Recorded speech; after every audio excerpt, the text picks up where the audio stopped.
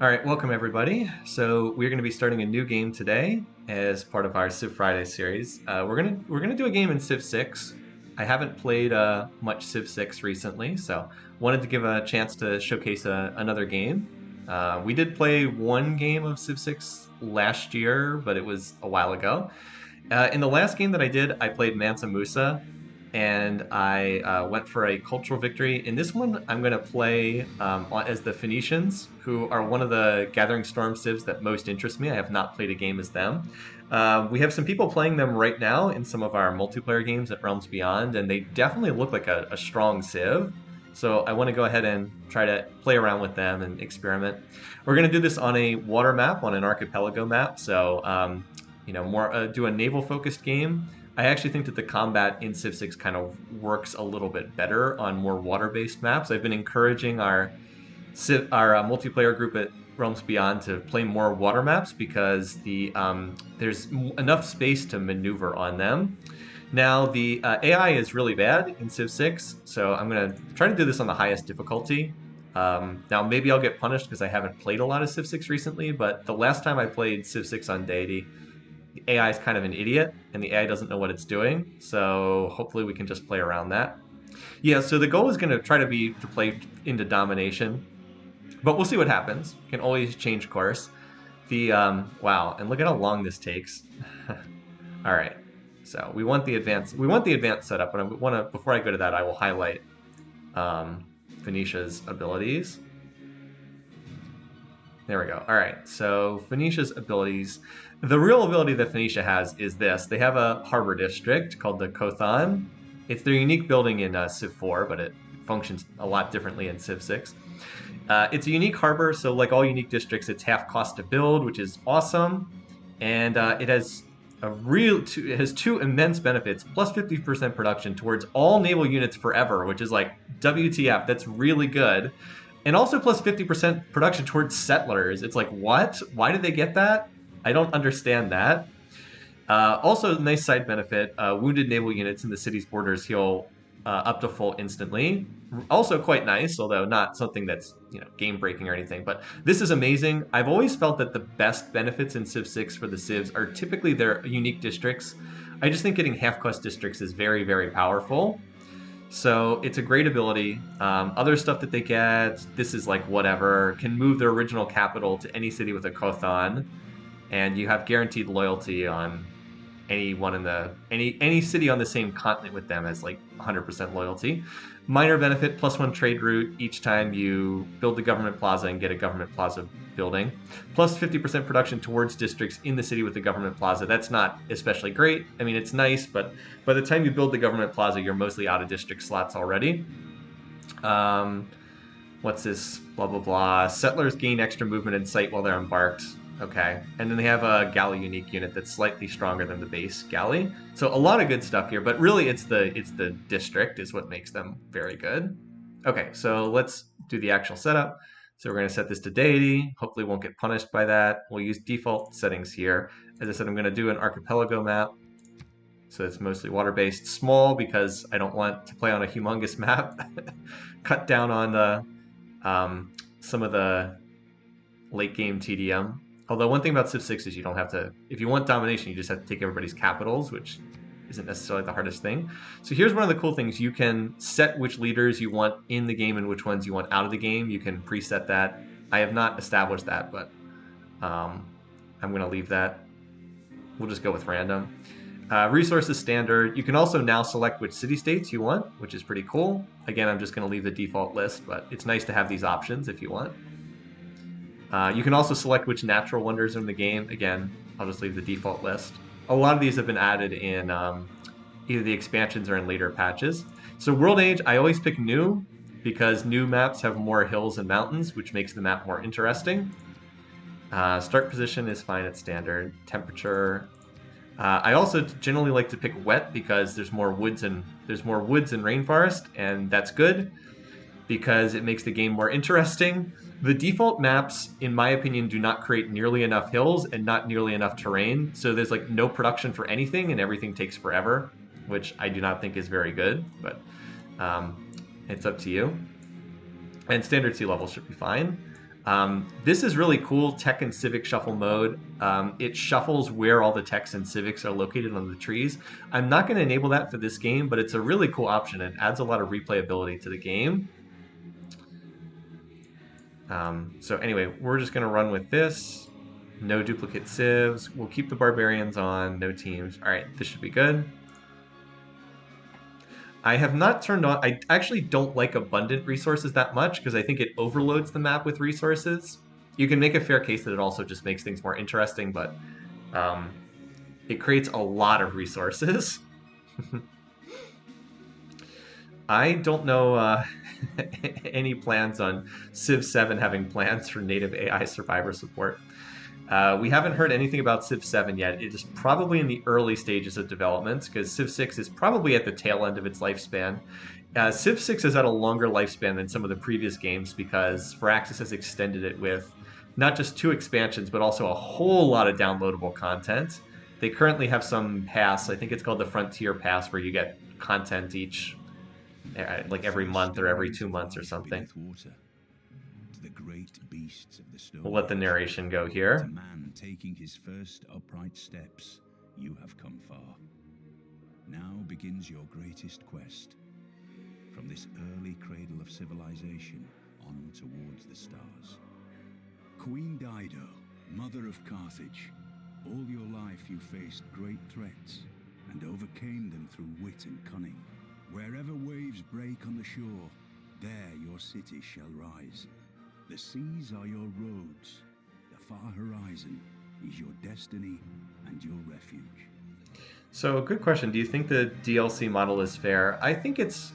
let me put it this way. I don't really like downloadable content in general. I don't really like the whole let's sell off the game in bits and pieces. I understand it's how the industry works nowadays. I've never really liked it. You can choose not to buy the downloadable content, but there does create issues whereby you have a fractured player base where some people have the downloaded stuff, some people don't. There's also a strong tendency to make the downloadable stuff overpowered, which Firaxis has 100% engaged in. They've been making a lot of their new extra stuff overpowered and stronger than the default options. So I don't really like the way they've done it, even though I understand that it's how the industry works these days. I preferred the older model, which was, you know, you'd release a game, and then if people like it, a year later you'd release like an expansion, and then everybody's on the same, you know, everybody's on the same thing.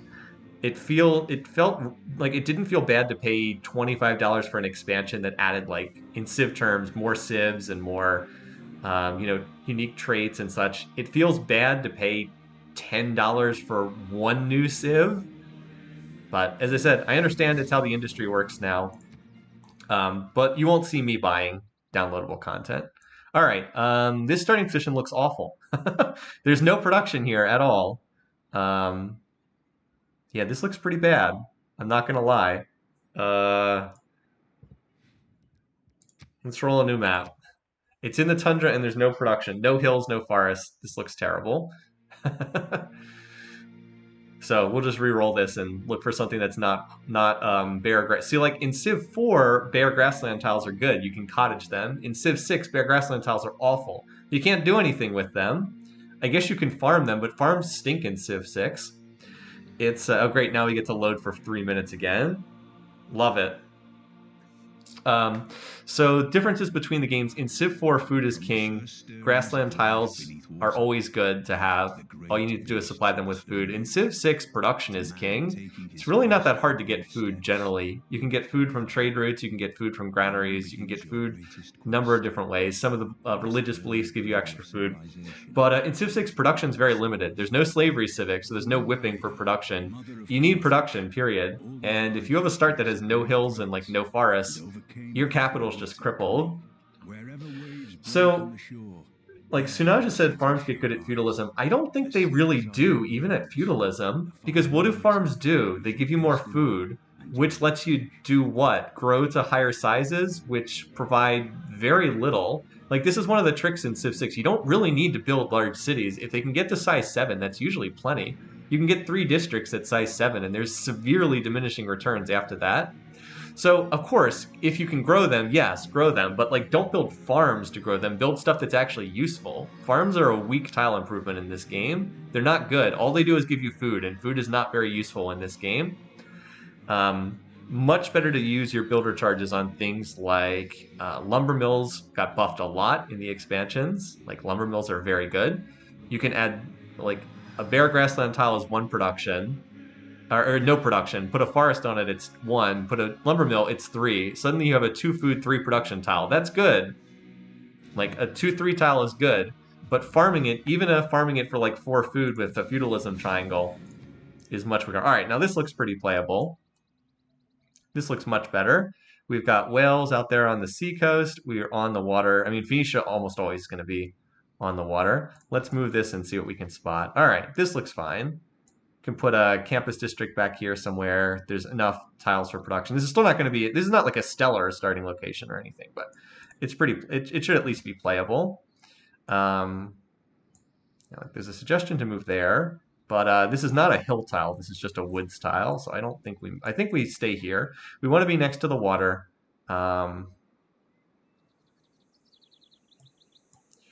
So there is the option, like if we move, so like we could move here, and then later on we'd get a better adjacency bonus for our Kothon because we could put it next to one of these seafood tiles. But I think we want to be here because then we can work the 2-2 tile at the start.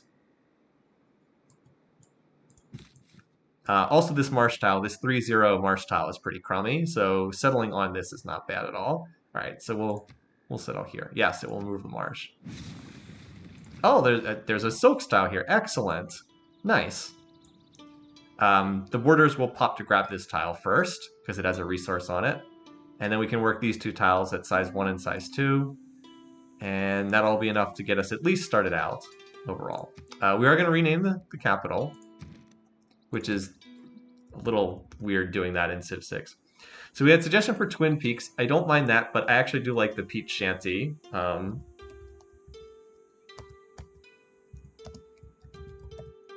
Shanty with a Y. So let's go through some of the basics of Civ 6 for those who might not be familiar with this game. All right, so we start out with the palace. 2 production, 5 gold, 2 beakers, 1 culture are what we have here on the starting tiles. So here we get a choice of what tile we want to work. We can move around, we can move around the different tiles, but the 2 food, 2 production, grassland hill is clearly the best tile to start. One of my longtime gripes that has never been solved in this game, inexplicably, is you cannot tell your city what tile you want it to grab next. It should grab a tile, I believe the first culture is 15, I think, for the first border pop, so it should be about 12 turns to get this. Now you can spend gold to buy tiles, but you can't just tell the city what tile you want it to get next, which is always annoying. So here's your options to purchase stuff with gold or faith. We probably are not going to use much faith in this game. As far as the options of what to build first, I like the warrior opening personally. It helps you explore. And no, we don't want faith focused. I prefer that. We won't have as many barbarians to worry about here at the start of the game. We have to think about what we want to use our initial builder charges on. We don't have great options for our builder charges, so maybe we skip an early builder in this game, just because there's not really much to do in terms of improving tiles. This requires a plantation, which is a little bit tricky to get early on. I mean, we could quarry that, which we probably will do to give us another tile. It'd be nice if we could get 1 tile that had 3 or 4 food, but there's no easy way to do that. So I'm going to open, I think I'll open with this, I think I'll open with the warrior, because we do need to worry about barbarian defense. And there's a good chance we go into settler next after that. All right, so in terms of research, let's see, what would we want here first? We start with writing boosted, which is kind of interesting. Do we want to start with pottery and then toss down an early campus? Because our first 2 districts are going to be probably a campus, which we actually have a good spot for a campus right here. Yeah, we might want to do that because it's already boosted. Could build an early campus, and then that would provide us with the boost for state workforce. So that wouldn't be the worst thing to do. Long term, we want to get to our unique district, the Kothon, as soon as possible. So we're going to have to improve 2C resources. So an early city probably needs to go in that direction. Pottery doesn't really do that much on its own, though. It's kind of the downside. But on the other hand, if I could get an early writing, if I'm not going to build an early builder, I don't need writing. I don't need mining to quarry stuff. And this also puts me a little towards irrigation for the plantation stuff. All right, so we'll open with pottery. Code of laws, we have no choice. We'll start with code of laws, and we'll see where we go from there. All right, so that's our initial start here at Peach Shanty. As far as the world map goes, where are we on the world map? All right, we're in the northern hemisphere because that's the edge of the map up there. You can play the game in strategy view, but I prefer to stay out of it. Oh, great, there's the full screen map. Well, that's really helpful at this stage of the game. All right. Let's, so what's our notifications? Discovered a new continent. Wait, did that boost? No, we need to discover a second continent to boost foreign trade. Normally you don't start the game with writing boosted, but it's unique trait for this civ. All right, so all the AIs are going to settle in the fog. Oh, there's a city-state right here. Hello.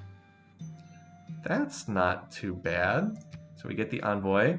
All right, and this is a doable city-state quest. Trigger the Eureka for irrigation.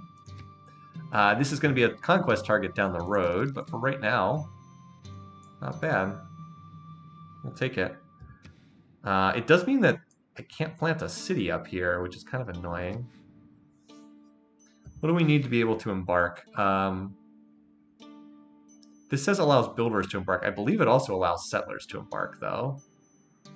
I think that settlers can still embark with... Maybe I'm wrong. Does anyone know if you have to get to shipbuilding to embark settlers? Because if I'm on a tiny patch of land here, that would be less than ideal. Anyway, so we get extra gold income from that. Oh, wow, there's really good terrain over here. All right, there's a natural wonder just beyond this, because you see the faith on these tiles. So we'll grab that. This is probably where our second city's going, because there's amazing terrain up here. And down the road, we'll want to conquer Venice. Interesting that they start with city walls. I didn't know that they did that. I think you need shipbuilding. Okay. Then we might be stuck for a little bit. But we're going to have to go sailing early. Fortunately, we already have the boost, and that lets us get out our unique unit, the Byreme, to do some exploration, see what's out there.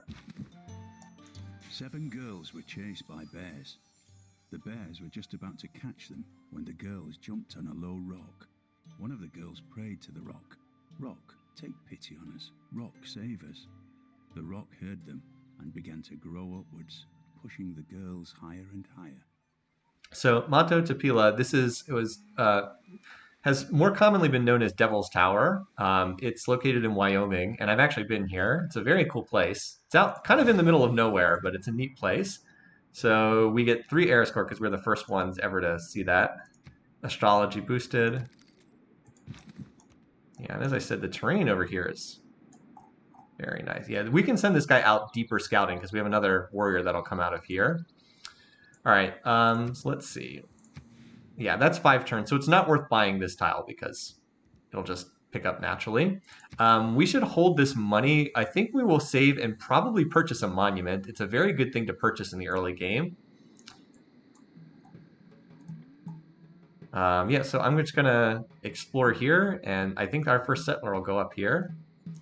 It would be nice if we could be near a source of fresh water, but it's okay if it's not. I want it to be on the coast. Like that tile might not be, this might be a good tile to put the city on. Is that a legal spot? Yes, yes it is. Vulnerable to sea level flooding, but whatever. That's so late in the game, it's not worth worrying about early on.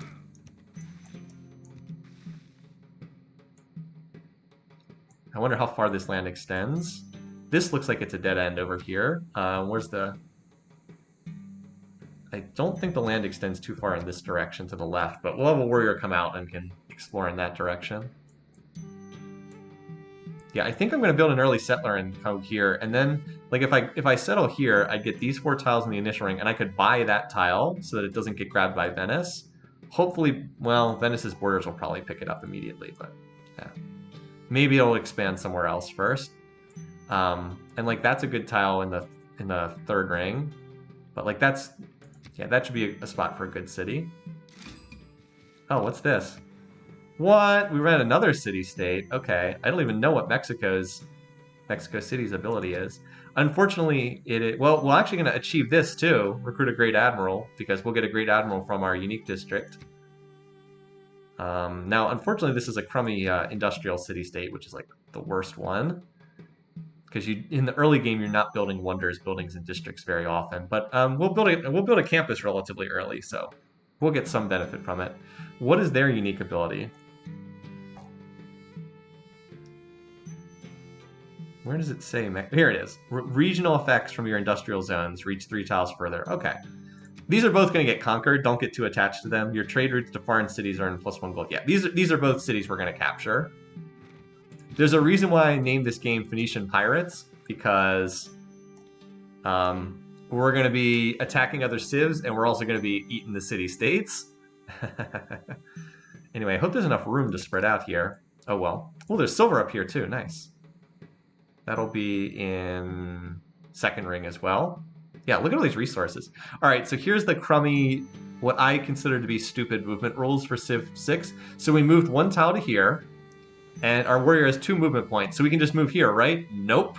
Not enough movement. You have to have full movement to enter the tile. It costs 2 movement to move on a tundra wood, so we can't go into that tile. I've always thought this is idiotic. The word is that when Civ 6 was in development, all of the playtesters said, these movement rules are stupid, you should get rid of them. But the head designer, Ed Beach, was like, no, I like them. So they stayed in. Civ state borders expand when you, when you put more envoys in them. Yeah, so this game definitely feels like early builder. Or early settler, late builder. Because there's nothing for the builder to do early. Up here, there's much more for a builder to do. Yeah, beautiful terrain up here. Much better than at the capital. Somewhat amusingly, much better than at the capital. Yeah, so I'm going to save, and my first purchase will be a monument here in this city, in the second city, because the capital will have the bonus production from Mexico City, can build its own monument quickly. And yeah, so we're going to have to go pottery early. I'm going to have to think if we have enough time to go writing second, or if we want to go animal husbandry or mining second. Because what will we use our early charges on? We can pasture this. Pasture this, camp this, quarry this, something like that. We can use our early charges up there. But it's definitely early. It's definitely early settler over builder, because there's really no tiles to improve at the capital. I mean, there are some, but it doesn't give us much of a benefit to improve tiles at the capital.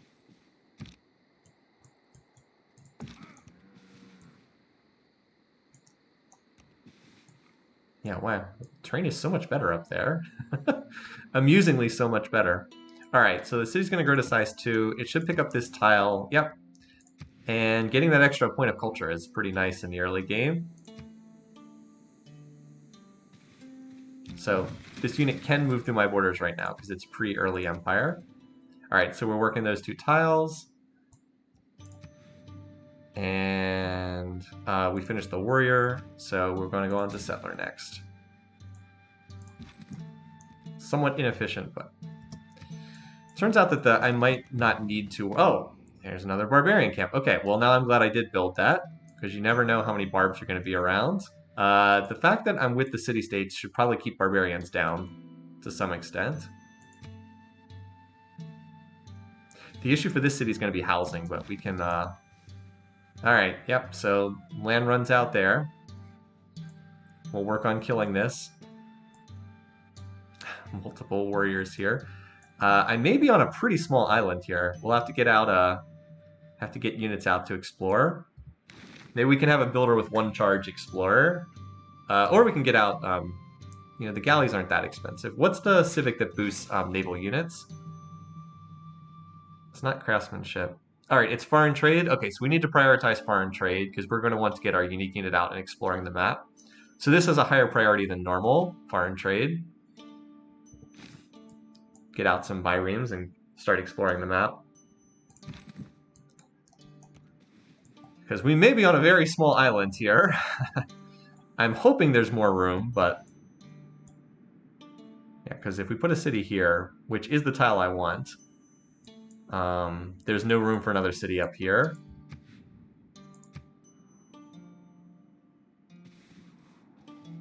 I thought clay must feel happy. So I'm just going to wait until I have discipline in to hit this camp, because I'll have discipline in 2 turns. Yeah, which will make it much easier to kill the camp. All right, are we still on Code of Laws? So next up, do I want... I think I actually do want writing. I'm going to take advantage of Phoenicia's unique trait to get an early campus locked in while the price is still very cheap. And I'll drop a campus here, because this is a +2 location, right? Yeah, that's the best immediate location for a campus, and it's not anything critical on that spot.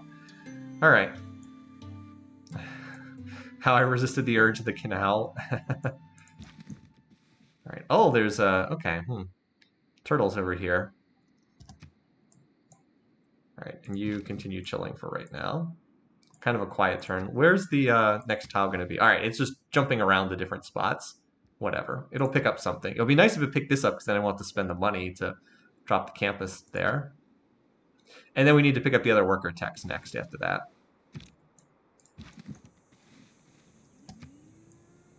All right, so we're finally going to finish Code of Laws. It's a good thing the AI is an idiot and shuffles its units every single turn if it can. All right, Discipline in and God King in. I think the choice might be God of the Open Sky for Pantheon, because I have double cattle tiles here. But we'll have to think about it when we get closer to it. Just because it's really nice to get culture from plantations. All right. So note that we still have a disadvantage here, because this guy has the +6 fortified defense, but... Oh, that's right. They also nerfed the strength of warriors, didn't they? This used to be a more advantageous matchup, but they changed it in a recent patch. Anyway, so it's still a loss, but the difference is we can heal and barbarians can't. So we can heal for a turn or 2 and get back to it. What do we want? Unfortunately, it's going to be tough to get the boost for foreign trade. I think foreign trade we work on first, at least start working on it, because craftsmanship, we're going to need the boost for that. And we're not close to getting the boost yet. So at the very least, we'll research this to 60% completion. It's the deity bonus? Okay. Alright, so heal here for... Yeah, let's not get knocked that low. Let's fortify here for a turn or 2. So like this way I have one warrior who can lock up this barb camp and another one that can keep exploring. Yeah, this looks like it's it. I think we're on a very small island with room for 2 cities. So we're gonna have to push overseas development, because we don't have any room to expand here. Apparently the game decided it would be cool to put us on a little rock with room for 2 cities. Oh well. We'll work our way through it. We'll be able to take out the city-states in time, but we can't do that at the early game.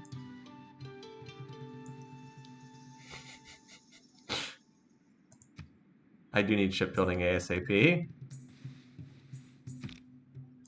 Now there is a builder there, but I actually like the money I'm getting. I don't want to steal the builder. Alright, I gotta bring this guy down and see what's down here by Mexico City. Do need to get shipbuilding ASAP. What a weird start. Oh well. Yeah, we're gonna have to get... The good news is shipbuilding is it's boosted by something that's very easy for us to get, own 2 galleys. The bad news is it's a classical era tech, so 240 speakers. Even with the boost knocking out a good portion of that, it's gonna be a bit rough. Well, we'll do the best we can and head in that direction. All right, so this is not the... Oh, this is what I also hate. This is the most maddening thing in this game. It jumps around as far as what tile is going to be acquired. So like right here it says, oh, you're going to get this tile in 2 turns. Now watch, I hit next turn. And it'll be a totally different tile. Now it... Oh, wait, never mind. It's still the same tile. Okay, well, usually it jumps around. That time it did not. Okay, while we're here, we should at least see what's on these 2 tiles. which are being blocked by warriors at the moment. All right, let's have you heal one more turn. Units heal 10 HP in neutral territory. Pretty quiet turns, not a lot going on right now. And then it'll take forever to walk up there. All right, so we did end up getting this tile. I would have preferred this one, but wasn't an option. All right, so we'll keep hacking away. This time we have better odds, though. We're only -3 strength instead of minus whatever we were the last time. We'll be able to take a promotion after we win another battle, but I want to heal for like a turn or two, just for extra safety's sake. Keep working on that. Yeah, I can't move through here to here. All right, maybe we just move down here and try to see what's in this corner. What a strange continent to be on.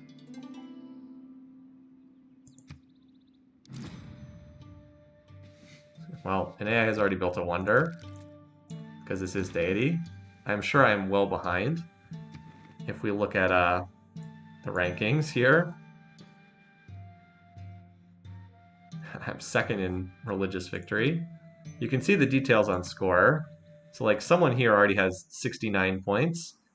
Although that's mostly because they built a wonder. They have 15 wonder. Also 16 era score. Okay. Well, the AI cheats on era score, so 16 era score.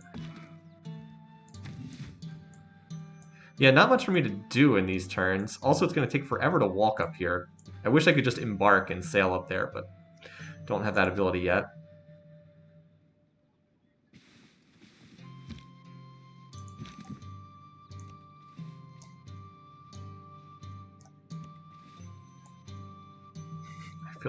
I feel trapped on this tiny peninsula right now.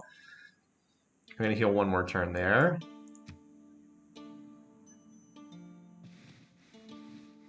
Again, the AI will always move every turn if it can. Oh god, these units are going to block my settler, aren't they? I should have positioned for that to try and stop that from happening. I should have tried to block the tiles. Alright, so we should purchase the tile because we're gonna place this next turn, and the cost does go up over time.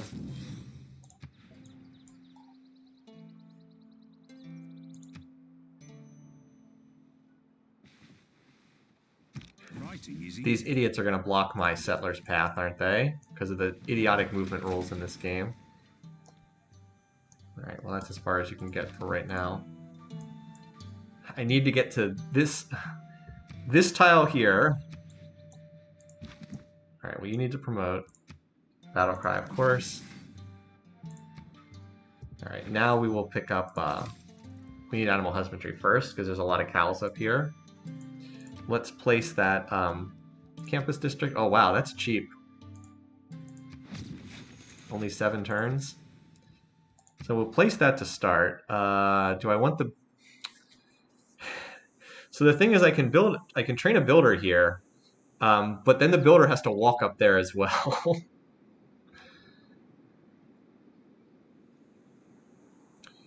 I think the district is maybe the best option for right now. We don't need more military. I want a builder for up there, but it will take forever to walk up there. I think we do this first, and then maybe we research animal husbandry into sailing, so then we can actually embark the builder to get it up there. Yeah. I think we build this and then builder next, but then we'll research sailing. And by building the campus, it'll increase the speed at which we research that tech.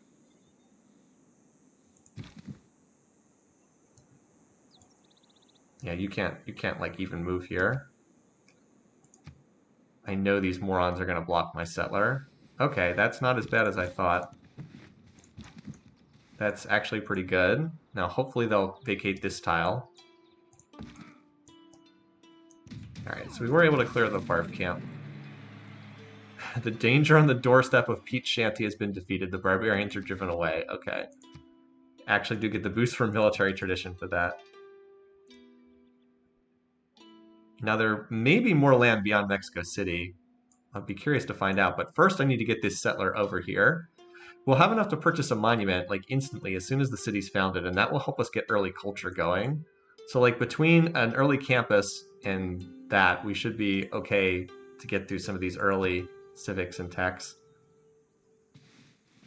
Thank you for being a moron and moving. No, I want this unit to move on this tile, because then we know this will shuffle, because the AI always shuffles. And this I'm going to move back here as well. I want this unit to stand on this tile, so an idiot city-state unit will not be standing on that tile. I mean, there may be more land to the east. We don't know. There could be room for another city up here. Guess we'll have to find out. All right, foreign trades. It's going to be hard to boost foreign trade. We probably will just end up researching through this, in all honesty, because it's going to be hard to boost this. And I'll also have to think about where I want the government plaza to go. I think it's going to go in this city, city number 2. It'll be hard to get a good adjacency bonus, but if the city's here, Kothan goes here, because then it'll be next to these districts. Government Plaza could go like here, maybe. We'll figure it out. It doesn't really matter that much. It gives an adjacency bonus to any district it's next to, but like this is not as good terrain for a campus.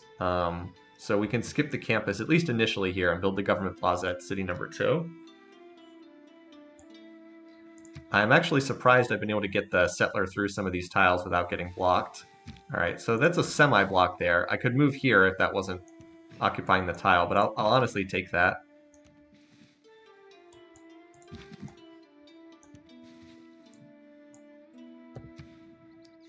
At least I only lost 1 movement point. And then hopefully you can stand there next turn to block that. And then this idiot's blocking this. Geez, this is these city-state units are so annoying. So here's why I don't want it to go northeast of the Natural Wonder. It's true, it does get fresh water there, but like all of the good tiles are all down here. And if I'm up here, they're just a lot, like they're just a good distance further out. Like what tile do I work in the first ring if I settle on this spot? I work this tile, or I'd have to buy a bunch of tiles. I think this is okay because with the Kothan, once I build, all I have to do is I can build a granary for an early game housing, and I'll just need a Kothan and a lighthouse, and then it'll be fine. Plus, I could always put down an aqueduct later if I need to. So I like the suggestion. I just think it's a lot slower to do that, and I'm getting off to a fast start in the early game is really important. Oh my god, you're kidding me. What? So frustrating. Every tile is blocked in this area because the idiot AI has to move every tile, every single unit, every turn. And they have 5 warriors up here. Well, there's nothing to be done. Isn't 1 unit per tile great, you guys? I love 1 unit per tile. What a great introduction to the Civ series. I swear that the franchise can't really move forward again until it gets rid of 1 unit per tile. It's just not a good fit for the series. It's good for tactical war games, but Civ is not a tactical war game. It's a strategy game. It operates like there's just not enough. So here's the problem with 1 unit per tile. You need a map large enough to maneuver. These maps in Civ are not large enough to maneuver. That's why I suggest playing naval maps in Civ 6, because if you're out on the water, there actually is enough room to maneuver naval units. But this is garbage. This is why 1 unit per tile is bad. Also on deity, they get a gazillion units, so. Anyway, there's nothing to be done. It's just, they'll move, but it's very frustrating. They will move, because remember, they have to shuffle every single turn. So they will move. And hopefully next turn, these guys will move out of this spot. My question is, do I want to move this unit?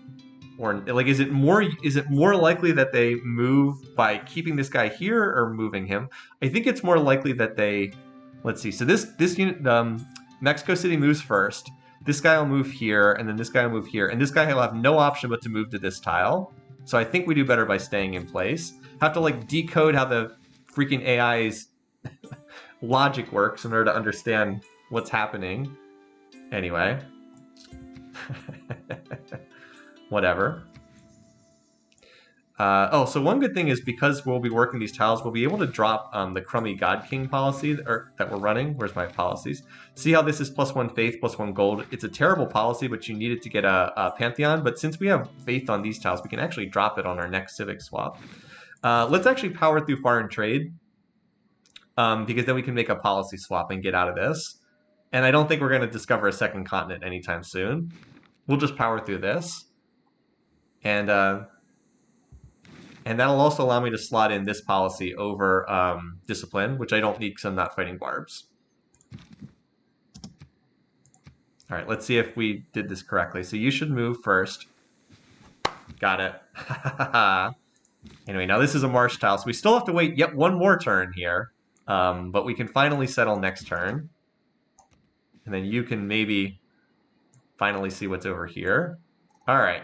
And we're going to have just enough to purchase a monument because the monument's 240. So that timing's going to line up really nicely. All right. Let's finish healing you, and then I don't know. Not sure I need you. I might keep you around just to make sure barbs don't... You know what? I'll keep you around until we can embark her. Or, you know, the other thing we can do is these can become swords if we can find iron, and swords can actually capture these cities, but we're a little ways away from that. All right, so we get the boost for state workforce, and we're going to need a name for this city. Yes. We get 3 era score for being next to a natural wonder. Okay. So it's unhappy. Now, I think I actually wanted to work this tile to start because I want it to grow in 6 turns. So we're going to purchase an item with gold. We're going to purchase the monument. Remember how I said it's 240? Nice timing there. There we go. A monument purchase in your second city can be a really, really good way to spend gold for 2 reasons. Number one, in the early game, your culture's low.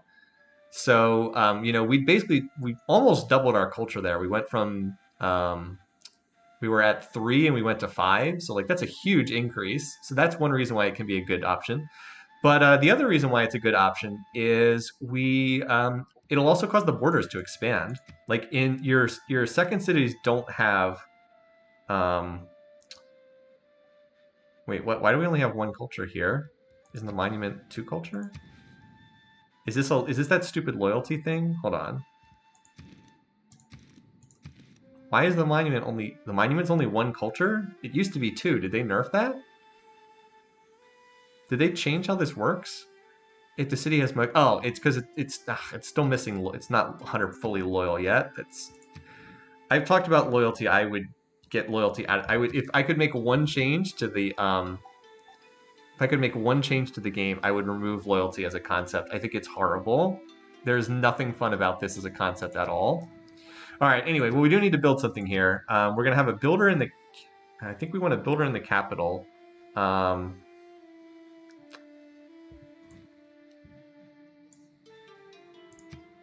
I said we're going to do a builder here. And then hopefully sail it up there. Do I just go double builder here? I can't, because I can't build ships yet. I think we go double builder for right now. And any leftover charges up here can be used down at Peach Shanty. Peach Shanty unfortunately picked up a pretty crummy tile. It's just working a 2-1 tile, which is not a very good tile at all. Probably rather have it work this tile, but it's not in borders. As far as great people go, this is not one of the better great scientists, but we may actually have a shot to get the first great scientist because we built a very early campus. Someone's already going for a great profit. Three profit points are earned already. So it'll probably hit max loyalty next turn. Anyway, we had a couple suggestions. Let's see. Locker Roost, Crab Jam, Grog Harbor, Devil's Bay. Ooh, some good ones. A lot of good suggestions here. I actually like Devil's Bay because this is what was formerly known as Devil's Tower, and is Mato Tupila in this game. I like Devil's Harbor, or Devil's Bay. This is going to be a very strong city down the road. So it will need a granary, but you know what? It's going to pick up a point of housing from this tile. If we take God of the Open Sky, which is what I'm leaning towards, pasture both of these tiles, that's plus 1 point of housing, and then a granary. Oh, and we want to purchase this tile too. We need enough gold to buy this, so we save and buy this tile so that the city controls it, because otherwise the city state will probably take it, and it's a good tile anyway. Yeah. So okay.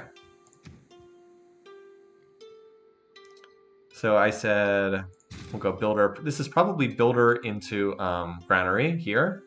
I'd love to toss down a district, but this city will not hit size 7 until approximately forever, and I want its first two districts to be the Kothan and the harbor. Now we're also going to need to get 2 water resources improved, so maybe we drop a city over here, depending on what's over here, because there is a spot for a settler. That way we could improve the crabs. And then we need to improve another tile, but we can improve these crabs here, and that would get us the boost. We also might see horses pop up somewhere, because they will be revealed on Animal Husbandry. I don't really know what you do. Hang out here for the time being. If I had known how small this island was going to be, I wouldn't have trained a second warrior. I would have maybe opened with Monument or something. But, yeah, this is what we've got for right now. Fortunately, the AI always moves its units every single turn. Always will move its units if it can. It's one of the dumber things. Oh, there's a source of horses here. Okay. So now we definitely go God of the Open Sky for our Pantheon. Nice.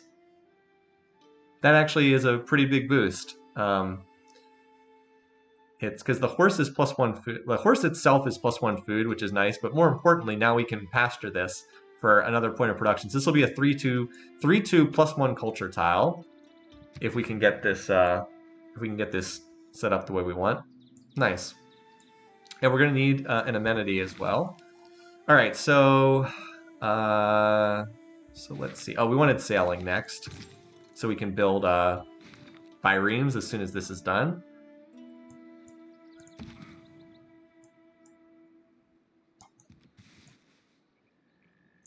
This person is very slowly forcing this guy back.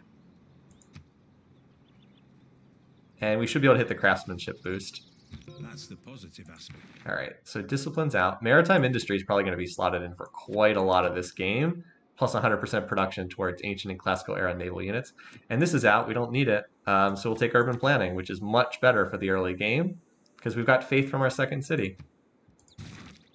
And God of the Open Sky will probably still be there because the AI has no idea how to pick pantheons. So we're now able to build a trade route. We'll have to get a trader soonish.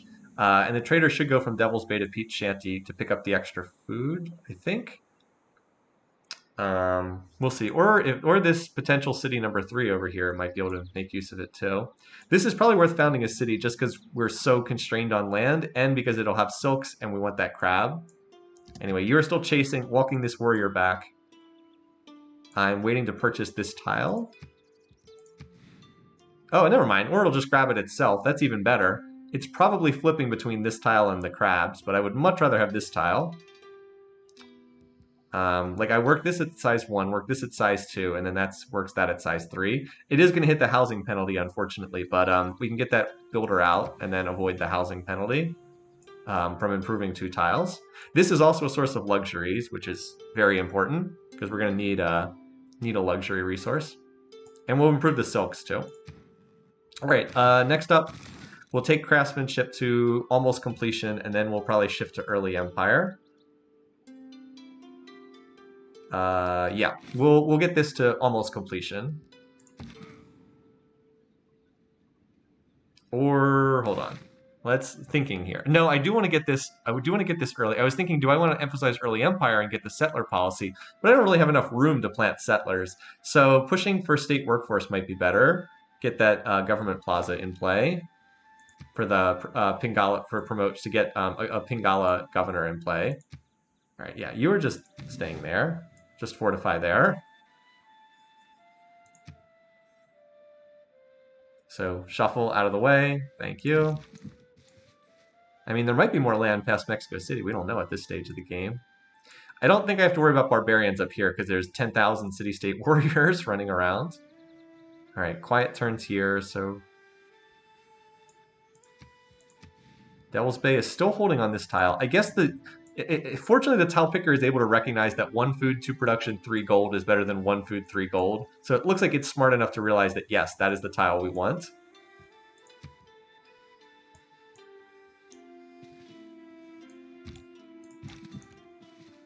All right. Oh, there's a right. Okay. Yeah, this feels like a good spot for another city right here. I'm going to keep exploring that and see. Is this a lake or a sea? No, this is a coast. This is not inland, so the land probably wears out up here. Also bear in mind that if the city-states hit early empire, I won't be able to walk through their borders anymore. So we probably will need to emphasize we'll probably need to emphasize the settler soonish out of Pete's Shanty, but I want at least 1 byreme first, so I can get units out exploring. Also, let me build fishing boats, and then we'll probably have to backtrack for this. I'm trying to think what the next tech is. Probably mining. Just actually, irrigation might need to be next. Okay, so the Cawthon is already the time's already dropping on that. So that's good news. But I think we need to get mining and irrigation, and then we might just head there. Even if we can't improve, well, we'll probably be able to improve 2 resources. As I said, get a city here, improve that, improve the crabs, knock that out. Stonehenge? Nope, Temple of Artemis. There we go. All right. Yeah, so it looks like the builders will just improve their respective cities. This one will improve the horses. And then probably improve that, maybe drop the quarry here and improve that tile, maybe. Because I think I'll have a builder for both cities. Or maybe this one pastures the horses and then sails up here, and then uses 2 charges on Devil's Bay, just because it's faster. We should be able to pick our Pantheon, but as usual, the game has bugged. This happens all the time in our multiplayer games. You pick a Pantheon at 25 faith. Well, I've got 26 and I still can't pick the Pantheon, so... let's swap off craftsmanship and start going towards early empire, because we don't want to waste the culture there. We don't need a policy transfer. We're good here. Oh, there's desert over here. Okay. As I said, maybe there's more beyond Mexico City. We don't know.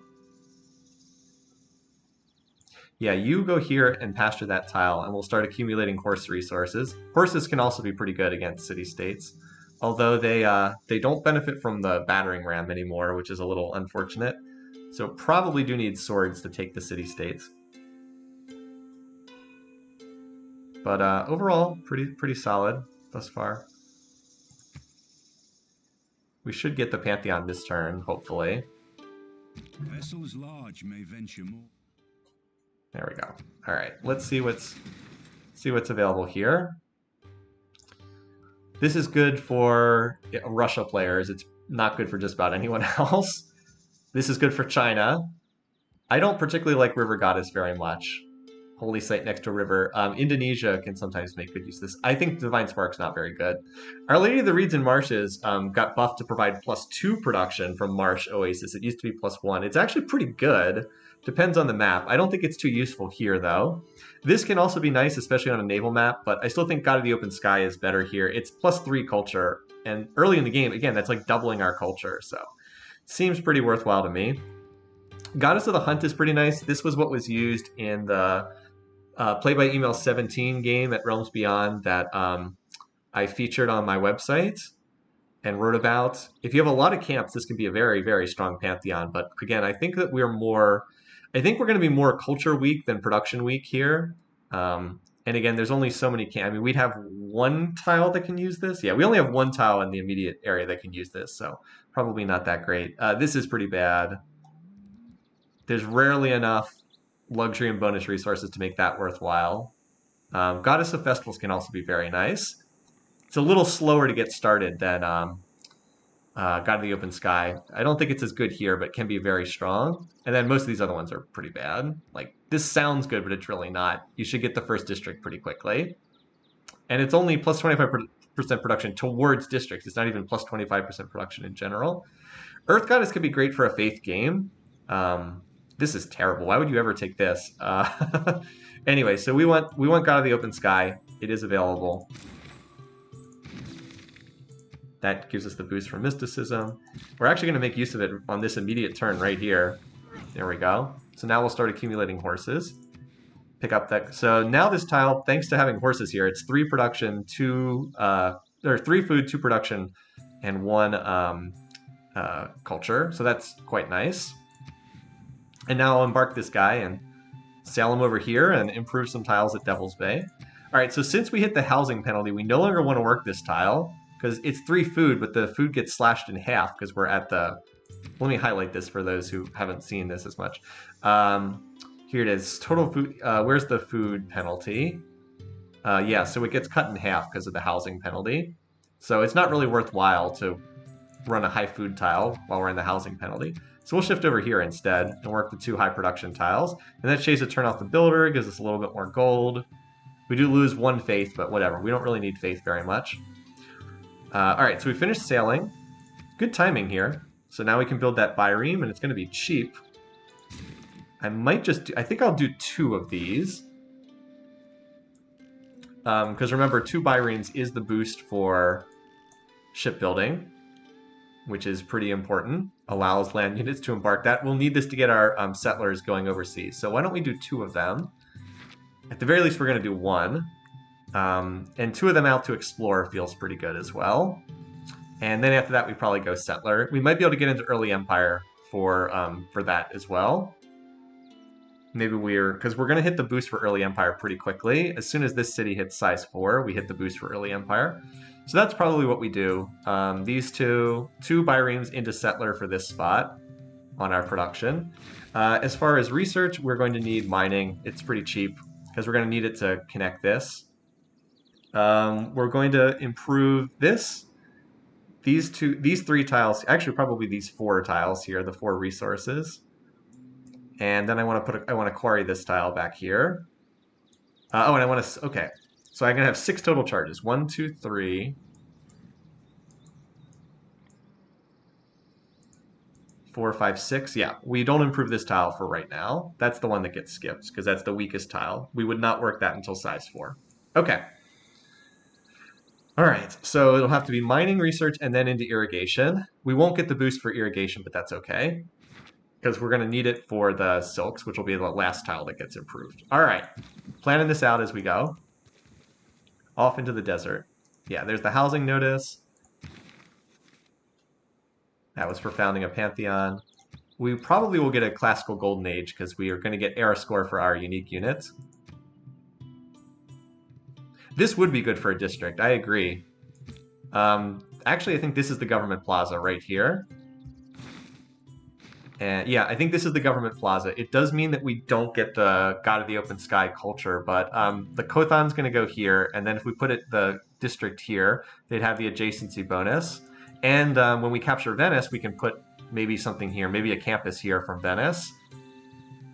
Because Venice's Kothan is going to be... well, Venice is 1 tile off the coast, which kind of sucks. Its Kothan will have to be over here. Yeah, something like that. And then maybe later on, Peach Shanty can put an industrial district up here or something, too. But that's so far enough down the road, it's not really worth worrying about. Oh, look, there's more land over here. Although I think it runs out, maybe, over here. This will be kind of a sad city, but my options are pretty limited on... And I don't want to wait until... I have shipbuilding to get a 3rd city out, so make use of what we can. All right, anyway, you go into the water, and you're going to improve these 2 tiles as soon as you can get up there. And then this worker will improve this tile and then sail down here to improve these 2. Kind of weird, but you know, you want to improve tiles the city is actually working.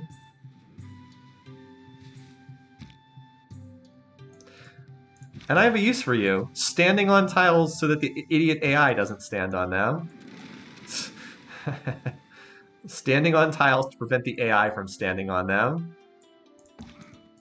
Alright, so as I thought, the land runs out over here. So now we'll try to get through Mexico City's borders to the south. But we're about to get our first ship, so we'll have more units to explore.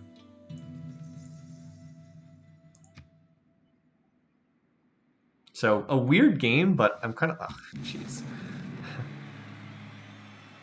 A weird game, but I'm enjoying it thus far. All right, so we're already, as I said, we're already getting close to. We have an easy golden age for the classical era. It'll be trickier to get one for the medieval era. After that, it doesn't really matter that much. So we got era score for having our unique unit built, and then what was the other one? First naval unit. There is a list of all of these, but I don't want to track it down right now. Well, at least we know this guy will move off this tile. The first tile to improve is this one, and then improve that one afterwards. Actually, maybe if I can improve this one first, because that would provide me a luxury. Might actually be better to improve that one first. Well, anyway, get out there and start exploring, Byreme. Want to meet people. It does cost us one maintenance per turn, or 1 gold per turn, but again, worth. Hashtag worth. So we should get the early Empire boost right around when this is about to trigger, and Craftsmanship will finish as soon as we do 3 tiles. So our next policy swap will be, we'll go into early Empire, and then when we can get up here, we can run conscription anytime we're not actually building units. But I want to get this government plaza done quickly too. Early Empire, Craftsmanship will finish. We go state workforce, and then on to political philosophy. Just have to meet one more city-state out there for that boost. All right. Meanwhile, you come on back here. The little pieces, fitting like the pieces together is one of the most fun parts about this game. Who deserves more credit than the wife of a coal miner? And even though this is a very strange start, I think it's going pretty well. All right, I'm going to put you here. That way you block these morons from coming over here. All right, mining done. We need irrigation next, and we will not have the boost for this, so that's a bit unfortunate, but we just don't have the boost for it.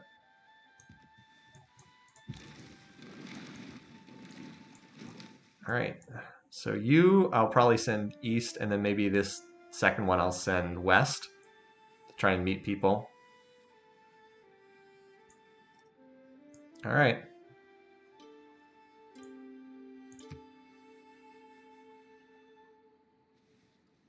And I also will have money to purchase something. Yeah, I know. Need more amenities. Guess what? I can connect an amenity next turn. Can't this turn because there's an idiot standing on the tile. All right, so we do want to work that tile. There we go, over this. And this will get us out of the housing penalty, and we'll be out of the amenities penalty next turn, because this guy, remember, is guaranteed to move off that tile.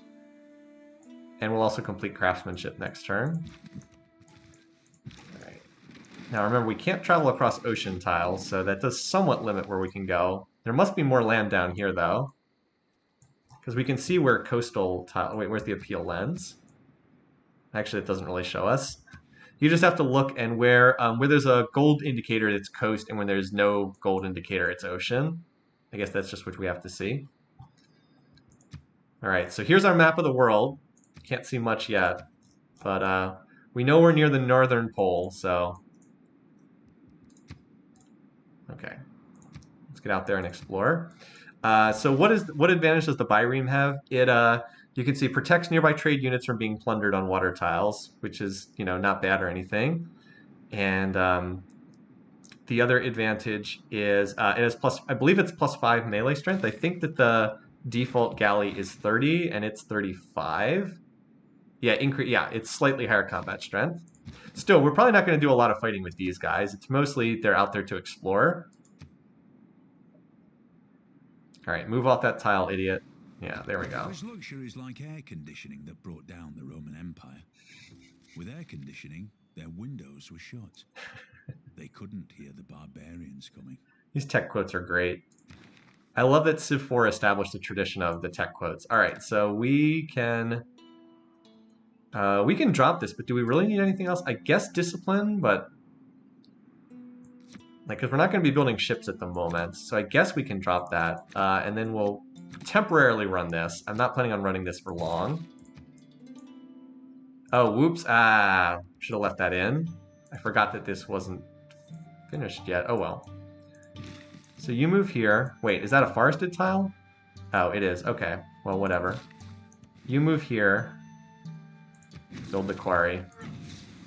Well, you know what we can do?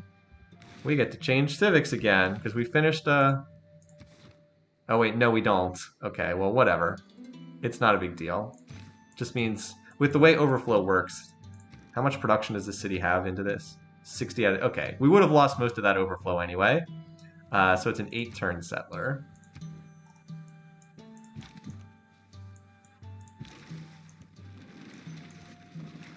Alright, there's a barb.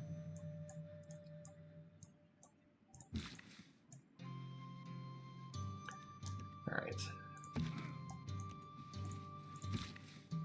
No, do not go to that tile. You are embarking next turn to come down here and improve this tile and this tile.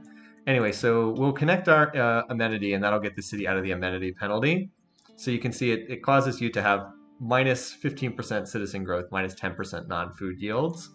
So, all right, so what I really want to build next... Wait, isn't this done? Oh, it's not done? Okay, whatever. I want to build I really want to build the government plaza, but since I can't do that, let's build a... we should build the granary. I was thinking of the trader, but I think the granary is more important. Oh wait, no, I'm going to be out of the housing penalty next turn, so I should do the trader. So we can run a trade route between these cities.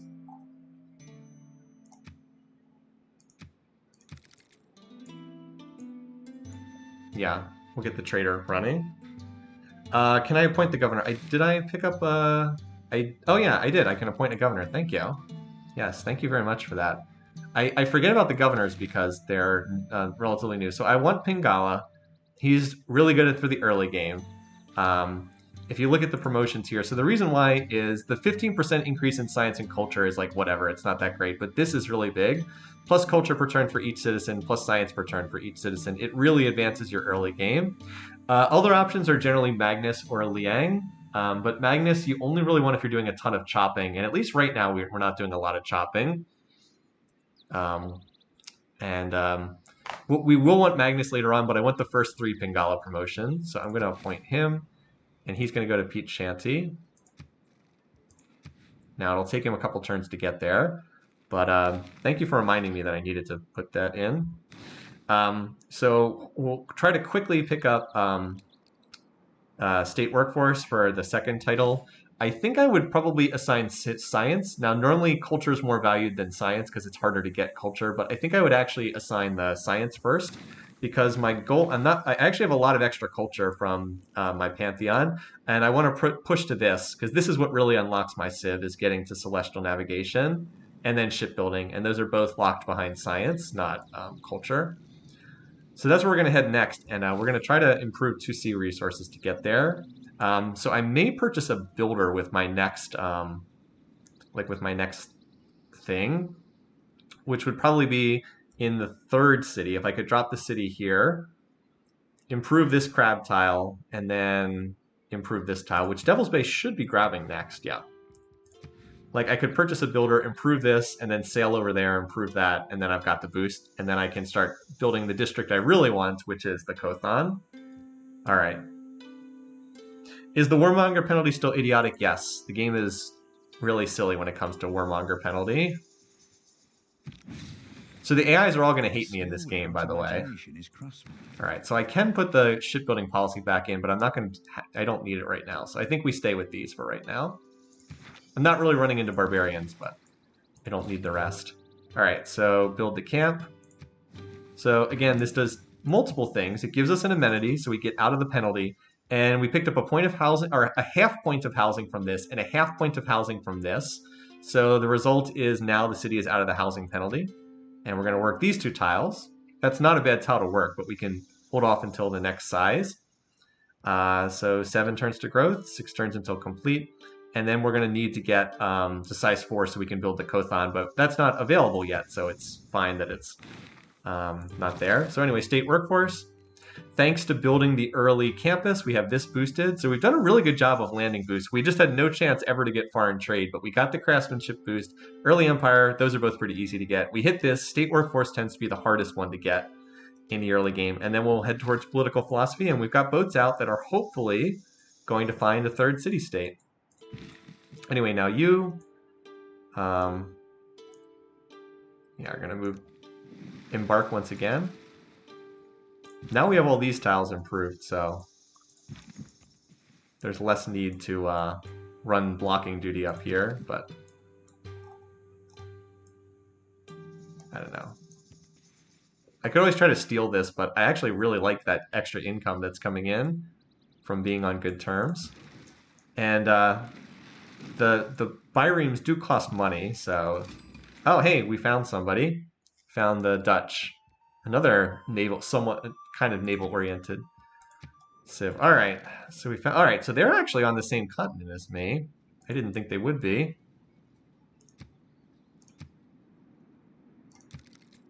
All right, so let's talk to her. Note that her military strength is 235 to my 75. She has a gazillion gold, but the AI gets very large advantages on deity. All right, so if you look at the relations.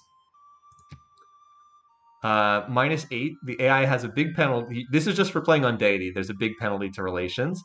So we want to send a delegation. If we don't send it on the first turn, they almost certainly won't accept it. So you have to send the delegation on the very first turn. This will somewhat cut into that penalty. It won't offset it, but we've got a chance to. Let's see what the table shows us. Now we also can maybe sign open borders. There's no real reason not to. Once 1 gold per turn. Let me see if I need to move through her territory. I think I do want that. Yeah, I'm going to want to move through her territory. So we do want to sign that deal. It'll also improve relations. So even though it costs a little bit.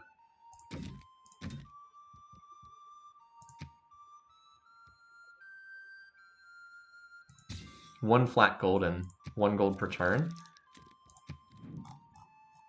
Note that she does not have a second city. So, yeah.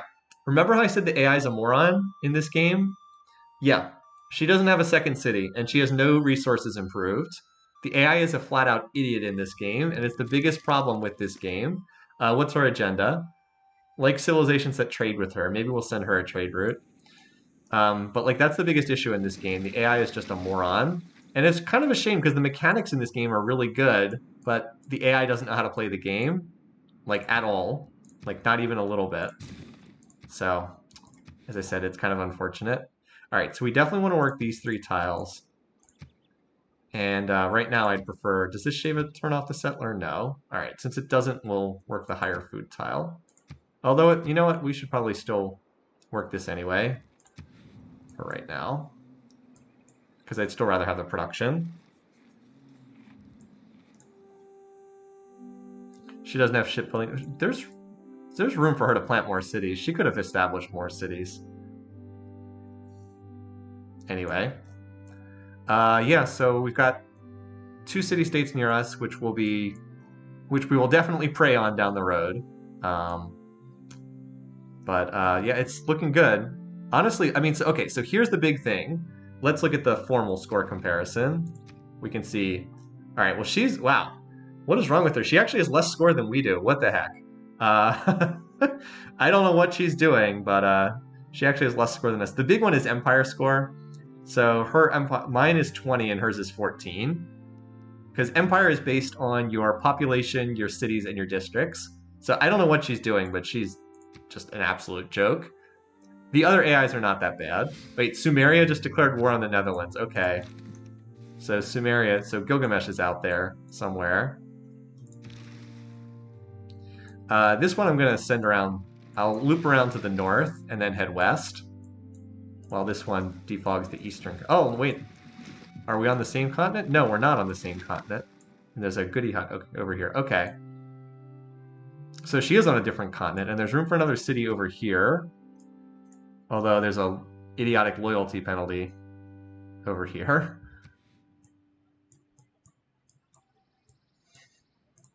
So, yeah.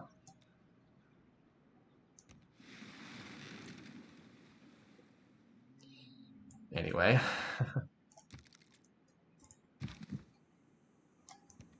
Might as well head in this direction. Because there could be a barbarian that could spawn here, in which case we'd want a warrior to escort the settler. Just hoping that Mexico City doesn't get early empire before I can walk my settler through. That would be super disappointing if that happened.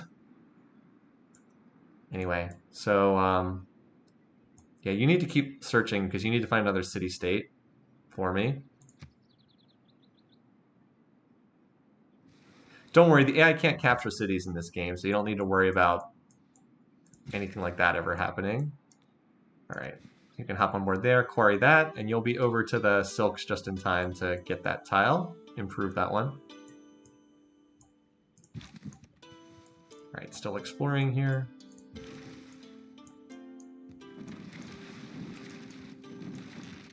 All right, that's probably enough of this area. Now we kind of know what this part of the map looks like. So now I'll send this one back to the south and see what else we can find.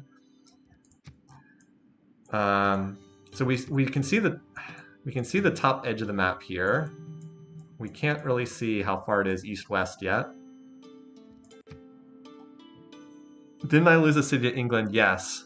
Oh, I mean, so here's the thing. The AI can rush in the early game, but that's it. They can only rush in the early game. They can't, as the game goes on, they fall apart worse and worse. That's the only way they can threaten you, is just to cheese you with an early game rush. And then that's pretty much it.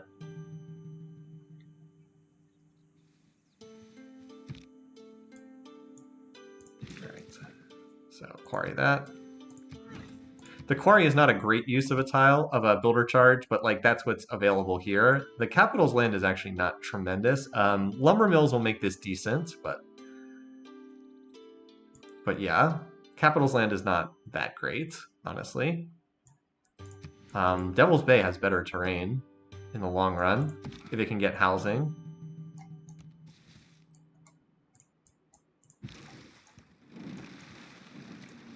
Alright.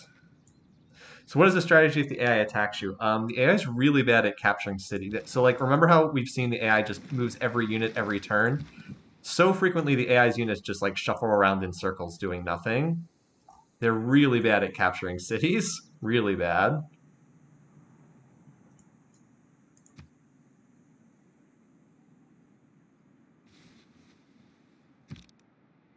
Wow, that's kind of an early end of the Ancient Era. Okay, I'm hoping we can get into a Golden Age, but we'll see. That's turn 55. I guess it's because it's on deity, but still.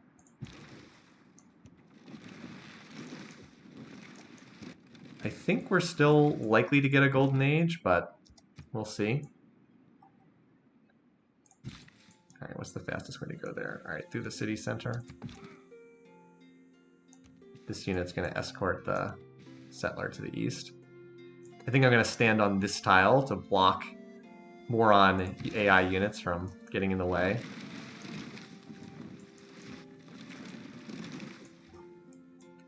I should be looking to see if I can spot any city-state borders. 1, 2, 3, 4. Yeah, there has to be another city or city-state down here. Either that or either Gilgamesh, because otherwise this city is 1, 2, 3. Oh wait, no, it's only 3 tiles. Never mind. All right, all this is still in range, but the Netherlands has a trader going somewhere, so we can follow wherever that's going.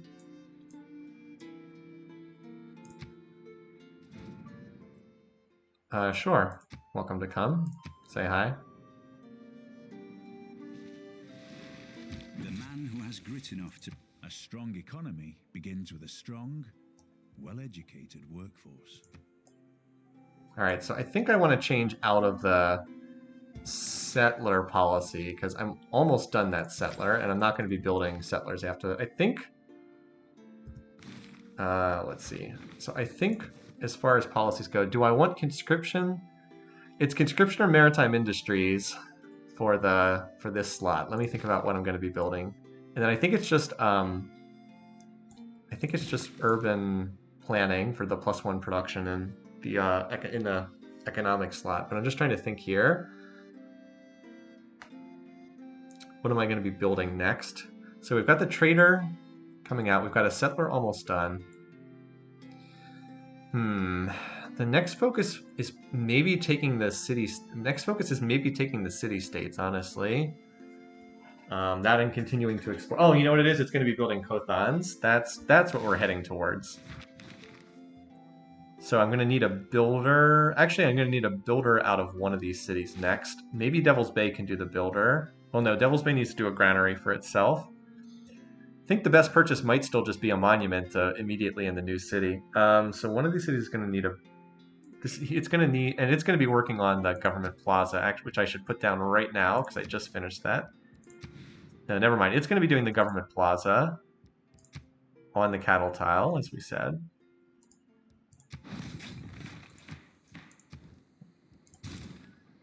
Yeah, it's going to do the government plaza. So that means you have it. So you need to build the. You need to do the builder for the new city, and then we can purchase a monument because we need the builder to get the boost for celestial navigation. Yeah. All right. So I think I've got this down. I'm not going to be building ships immediately. So it's conscription to save money, and then it's just the +1 production in all cities, at least for the time being. All right. Did not drop the build time on Shanty Pete's settler, fortunately. So now we're up to +1 amenities, and at least in the capital.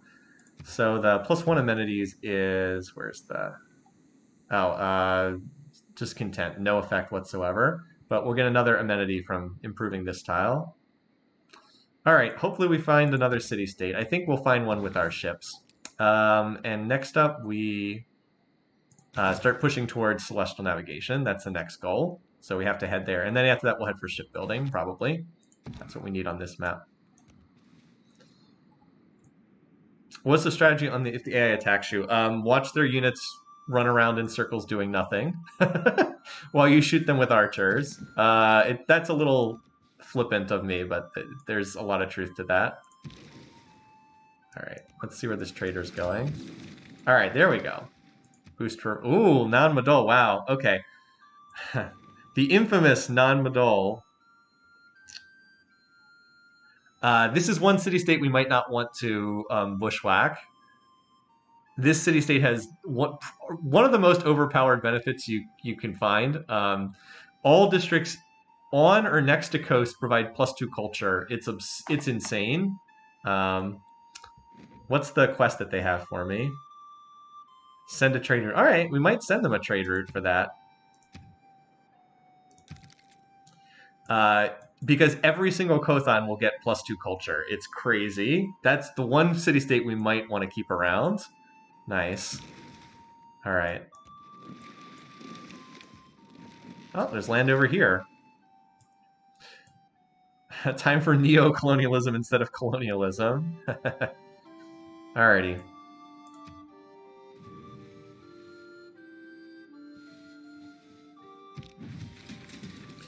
All right, so typically a lot of the time you will use your, you'll send, all right, so I guess it's out of range. I guess we can't send it there. Maybe later in the game. We don't appear to have range, at least from Devil's Bay. What I'm going to do is I'm actually going to move this to the capital and send the route from the capital to Devil's Bay, because Devil's Bay is going to build the government plaza, and then the trade route will be a 2-2 trade route. The city-states are not worth enough money right now to make it worthwhile. So I'm going to send it to Devil's Bay. And that'll also get us a road, I think. All right, so now you go to the government plaza. Only 6 turns, nice. It is not expensive, and it'll probably be 5-turn build once we pick up that the next... and then we get our 3rd promotion for Pingala. And then we can have this city work on the Ancestral Hall, and we'll put Magnus in here later. With our 4th promotion will be a Magnus one in here. Or actually, maybe let me look at the governor promotions. All right, so we get to promote him. Have I had an unused promotion for a while? Not for a while, but I think there was a turn I didn't actually use my promotion. All right, so Pingala, we want research. Confirmed. All right, it hasn't updated yet, but That's +4. So we should be at like 11 science per turn. I think if you pick another tech and then swap. There we go. Well, it still hasn't updated, but we are getting the extra science. Let me look at the promotion because I don't know that we need the. Where's the governor promotions? I don't know that we need the. I don't know that we need connoisseur immediately. I think I might want to go double Magnus for my next two because I really would like this. Settler trained in the city do not consume population. Um, because Devil's Bay is going to build the government plaza, and then it's probably going to build its Kothan, and then it's going to work on the Ancestral Hall. And if I can get Ancestral Hall in here, the city can just crank settlers with Magnus in it. And if I have the double Magnus promotion, it won't even lose population while doing so. So I think that's the plan for that city. It's actually not a lack of being able to send sea trade routes. It's just that it's too far away. There's a limit to how far you can send the trade routes, and it's out of range right now.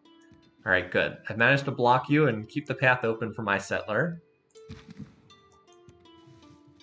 And we're just revealing what's on the interior here. Yeah, I'll send you to the east past here. Should be getting close enough to see the bottom of the map. Yep. A couple reefs down here. So that's the South Pole. Don't have a good sense for how far east and west the map stretches. It is a small map, so it shouldn't be that far. Anyway, back to the other. All right, let's see what's over here. There's a goody hut there. Bay of Beirut. I don't know what... You can sometimes know what's out in the fog based on what the names say. By the way, there's a hut here as well that this warrior is going to come over and try to grab. One of the things I don't like about the huts in this game is it's really hard to see them. Like, they're so hidden. Like, unless you're really looking for them, it can be very easy to miss them. Anyway, though, things looking good so far. Hopefully this settler will be able to move through Mexico City's borders before the city-states get early empire and block them off. That would be super sad if it happened. All right. Can't wait until I can embark settlers and they can actually move at a decent pace. All right. There we go. So this gives another point of housing to this city, and it gives us another amenity. Is that enough to get it into positive amenity status? Nope, it's still content at +2. I think they've changed this around several times in patches. So I guess we have to be +3 to be content, but that's fine. Main thing is just avoid the unhappiness penalties. All right, so I said you were going to do a builder. You'll grow back pretty quickly, and you are going to do a builder to connect this resource and boost, get us our Kothans, get our unique districts, which are going to be awesome. All right, Devil's Bay. So you've hit the housing penalty. As soon as this is done, we're going to go Granary here. And Kothan if it's available, and then onto the Ancestral Plaza. And we probably don't settle another city until that finishes, so that we can get the free builder. And we also need to use this time to explore. You need to get the Granary so you can actually grow to size 4. Oh, you know what? It can't start the Kothan until it hits size 4. So Granary, and then it can work on Ancestral Hall while waiting to grow. All right, so this will go to Devil's Bay. As I said, it's only 1-1 right now, but as soon as that finishes in 5 turns, it'll go up to 2-2. So it'll be a stronger trade route. I still do not know if we're going to get the Golden Age. It would certainly be nice, but if we don't get it, we don't get it. Normally the age lasts until turn 60, so it's actually a bit sooner here. Oh, we actually can't go through non-middle's borders, huh? Oh, that's... Have they now gotten, okay. Well, looks like we can't go through the borders. Well, we'll just have to, that's not good. We may have hit the point in time where we can't move through city-state borders. Because it's not like there's a suzerain here.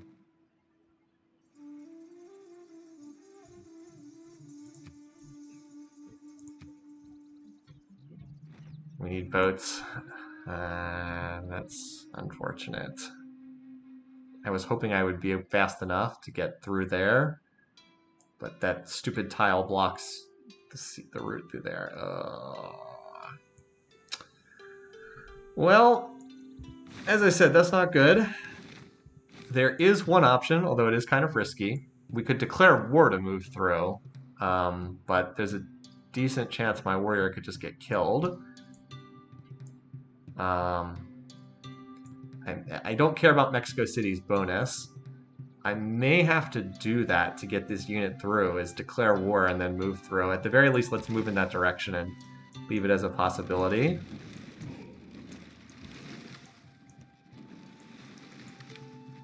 This name suggests maybe Nubia or Egypt are over here. Well, let's see what happens. Unfortunately, there are city walls that could fire, but they wouldn't fire at a very high attack strength. I don't believe in astrology. I'm a Sagittarius, and we're skeptical. I can't believe Mexico would build a wall to stop our immigrants. Okay, I'm not gonna touch that. Anyway, yeah. So we'll research this, and if we can get it to 40% completion, maybe we'll research that other tech. It sucks that the builders can embark and these other units can't. I guess I could technically buy out to this tile and improve that tile with a builder. But I still need to get this settler over here somehow, and I don't want to wait 20 turns to research these techs to get a settler over there, so it's probably going to have to be that. Like, move to here, move here for one turn, move here, and then move through. The good news is all of the units for the city-state are down here, and they don't seem to have any archers, so... the range strength of that city will be very low with no archers.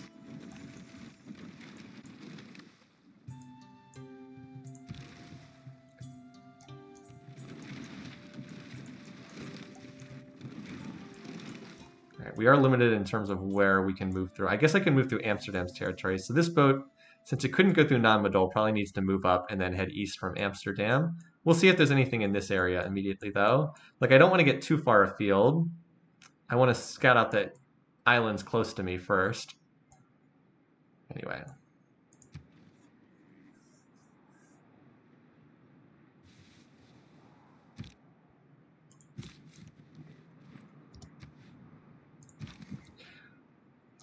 Down here, I'm moving to grab this hut, see if there's anything useful in it. Wow, a lot of fish down here. Look at all these fish.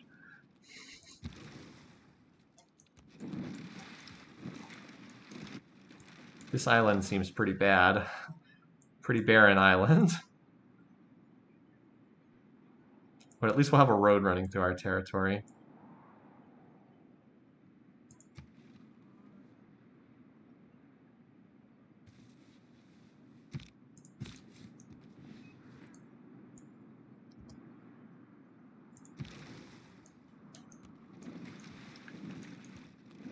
Alright, yeah, this is not the nicest looking island. Maybe one city, but it's almost entirely desert.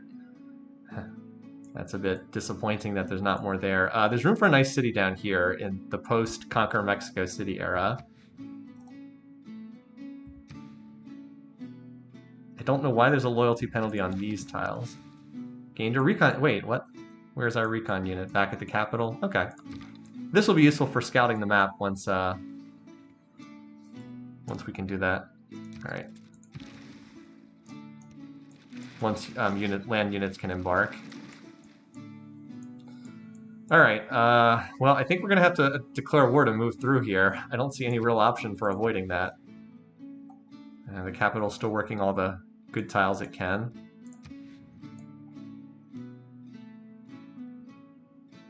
Yeah, I just don't see a way around that.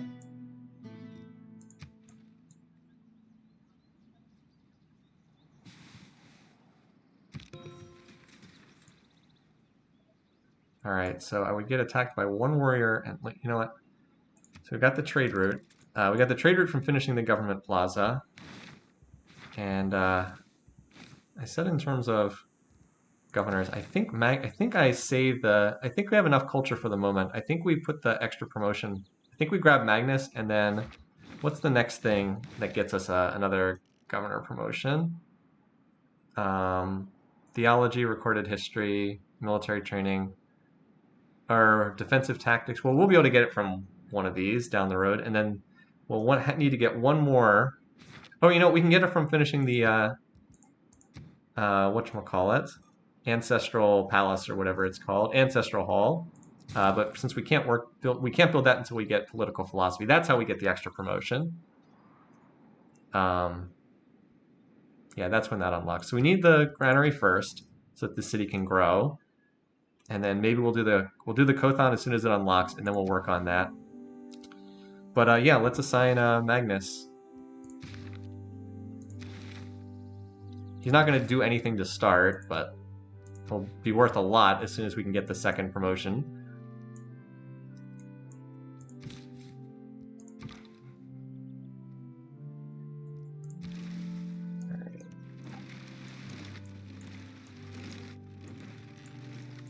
So that was kind of worthless in terms of territory. Maybe there'll be better stuff around here. All right, I'm going to save this just in case this backfires horribly.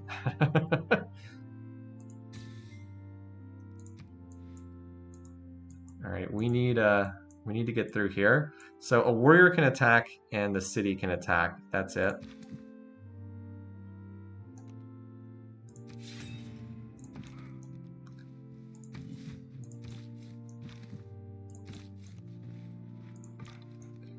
I'm going to move the scout here in the hopes that maybe the city will shoot the scout. Now, she's probably not going to like that I declared war on a city-state. No, actually, she didn't. Well, at least on this turn, it hasn't picked up yet. As for down here...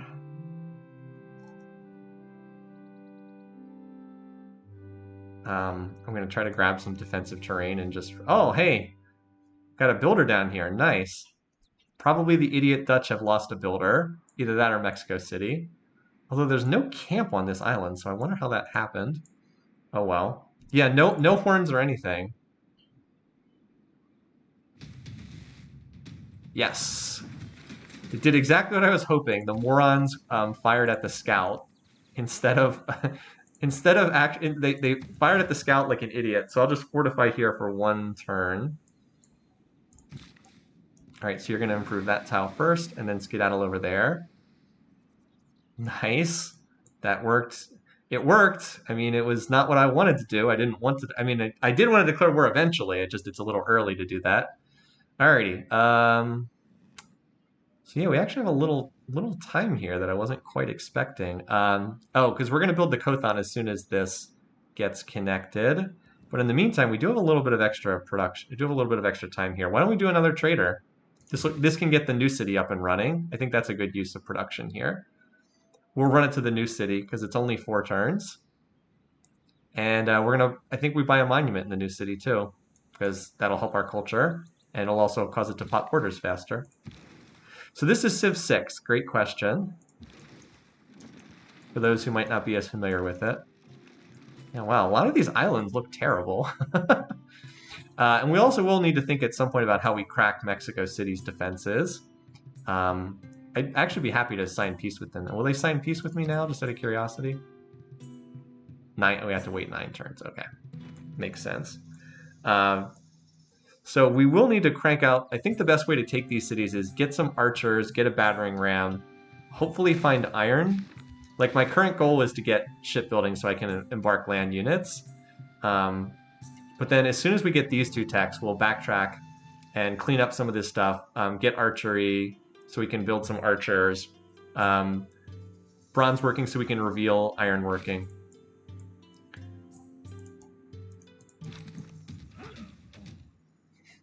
So we only need to kill 1 more barb to get that boost. And we're going to grab a worker here, or a builder here, which is great.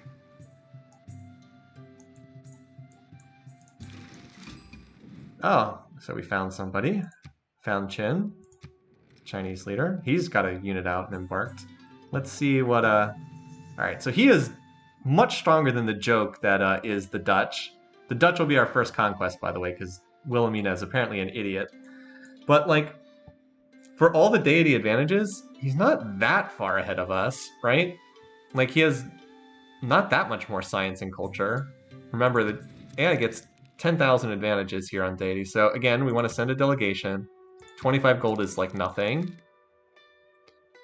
He likes civilizations not competing wonders. Okay, well that's us, because we're not building wonders. Grievances from other players against us. Okay. How does...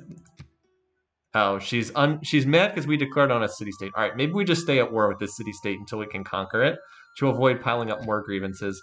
Everyone hates you when you go to war with city-states. It's very frustrating because they will go to war with city-states at the drop of a pin. Yeah, look, so he's got 4 cities. This guy is actually not a joke. All right, I will consider that if I have to move through his territory. But for right now, that's okay. Like I said, I didn't really want to do that, but I had no other way to get through the AI's territory. We're still 6 era points short, so I guess we're not going to get a golden age, but oh well. It would be nice to have, but it's not essential. I thought we would because we have a lot of bonuses that are early game focused, but it didn't happen. So there is a reason why I named this game Phoenician Pirates, because I anticipate the AIs are going to hate me in this game. All right, thank you, Scout. You tanked those attacks like a pro. Now we'll retreat.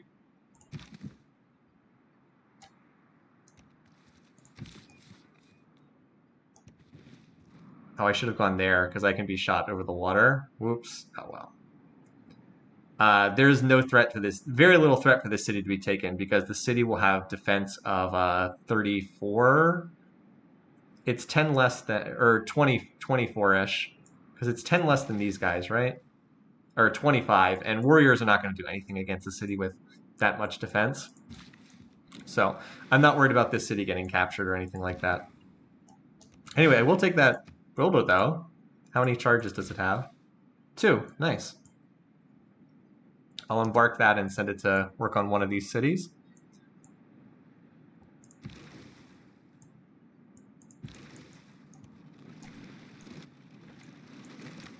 So I know what's to the west of my territory pretty well. I wish I knew what was to the east. I think this boat turns around and heads through Amsterdam.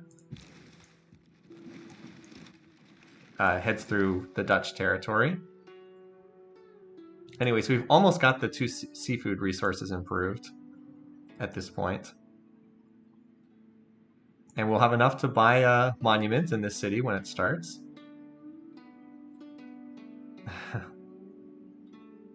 Oh yeah, Devil's... Oh shoot, there's a unit up here, isn't there? And there's a trader that can be... Oh, crud. What? Why is there 1 unit up here? Oh, man. And they might be able to pillage this trader, too. Oh, why is there 1 warrior up here? What is this warrior doing? Ah. Alright, well, we'll just have to build an archer or something to kill this. I was like, why is there a unit up here? I thought Mexico City wouldn't have any warriors up here. Well. Oh, well.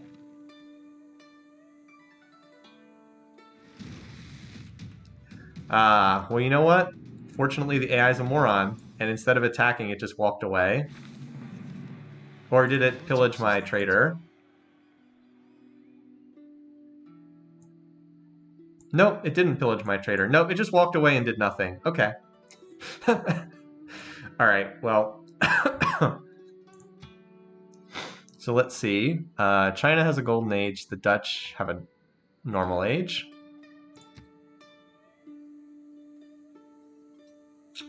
So I think we might want monumentality because we're going to be building a lot of Kothans in this era.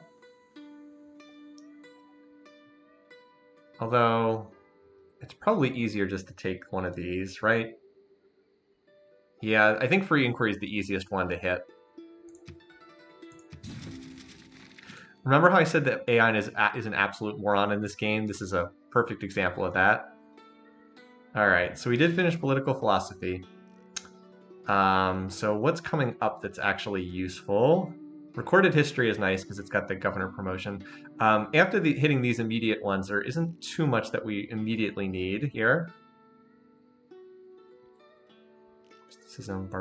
This we can probably save for the moment until we need a policy swap. What's like the next really big thing for us?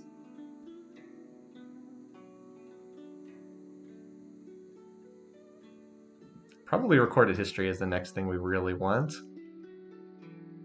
Like, I could get an envoy here. But, like, do I really want... I guess... How many... Is anyone... Venice. Wait, Venice? What? Oh, that's the city-state right here. Classical roads. All right. Like non-Madol, I would really like to be the suzerain of non-Madol, because that would be worth a ridiculous amount of culture for me. So I wouldn't mind getting stuff that gives me envoys with them.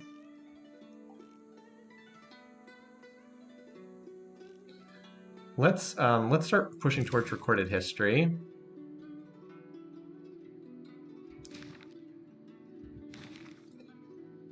Change governments. All right, so what do we want here? We're going to want oligarchy down the road, but for right now, I don't think we want that.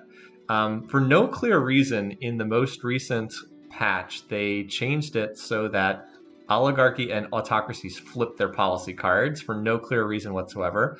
I think we want classical republic just for this. And then later we'll want to go into oligarchy because we're going to want this policy card. The oligarchic legacy we'll want later, but for right now I think classical republic's the best choice. Yeah, going towards feudalism is always a good option too, just for the extra builder charges. All right, so what do we want right now? So I am going to want this because I want to drop one policy in non-Madol and get the 2-for-1. But obviously I want to minimize time that I'm actually in that policy. So like we could always, let's do this. We'll research mysticism, drop the policy card in with the 2-for-1 policy, and then we'll research, pick up military tradition on the next turn. Oops, I gotta keep flipping back and forth here. Sorry about that. All right, so you're building the granary. Now you should be able to build the ancestral hall.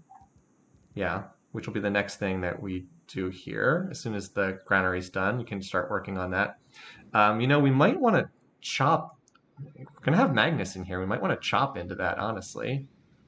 Although, the problem with chopping is these tiles will be very good once I can put lumber mills on them. So maybe not.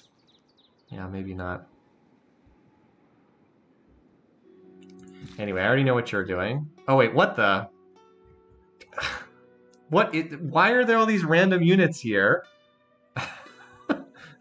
What the? And we should switch off Celestial Navigation. Although it's actually cheap enough that it's not the worst to just finish it at this point. But yeah, we want to go towards shipbuilding. Because I already have the boost for that. Okay. I might need to get out another ship or two, which wouldn't be terrible anyway.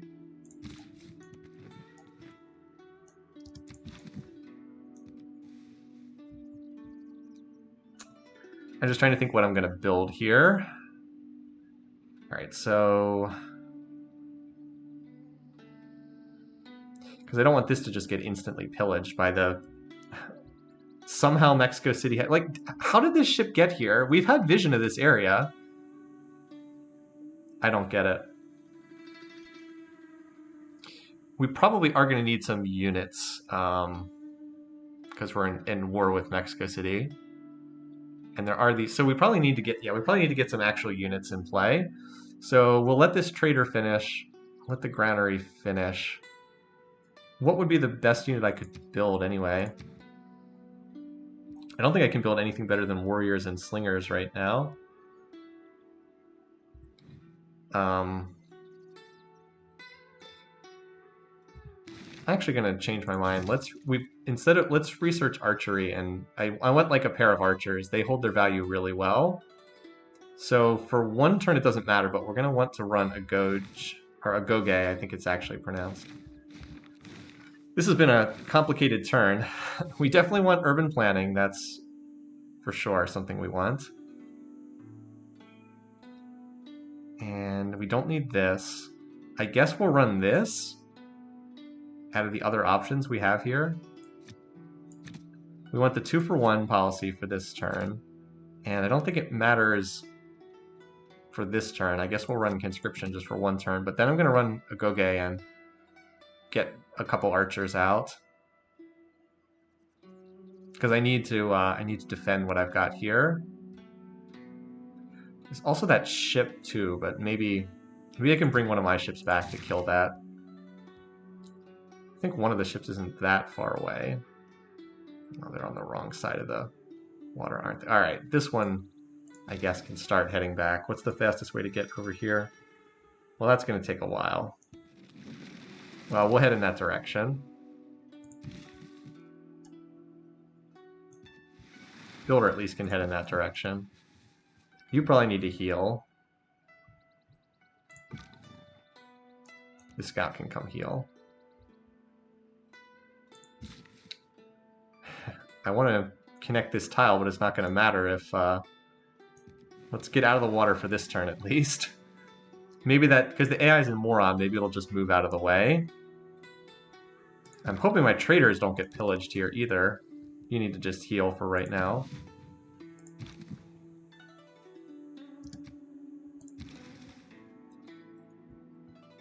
You can keep exploring, though.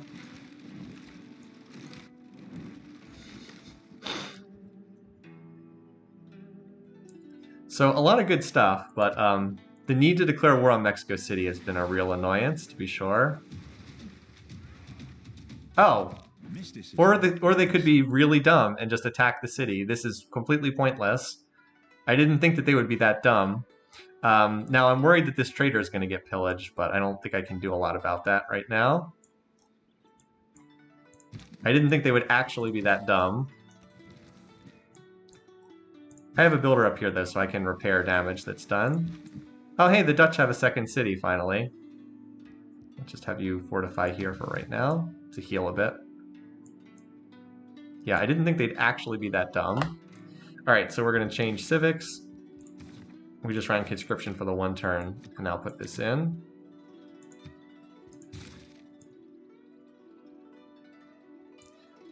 This guy can repair any pillaging damage that takes place. Although I can't repair damage to the district. But, like, you saw that galley lost a fair bit of health. Like, they don't have the city under siege, so it'll heal, like, instantly. I mean, these cities are not in danger. Anyway, oh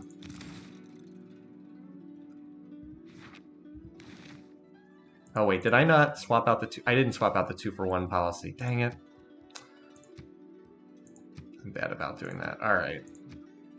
The whole point was to swap out the 2-for-1 policy.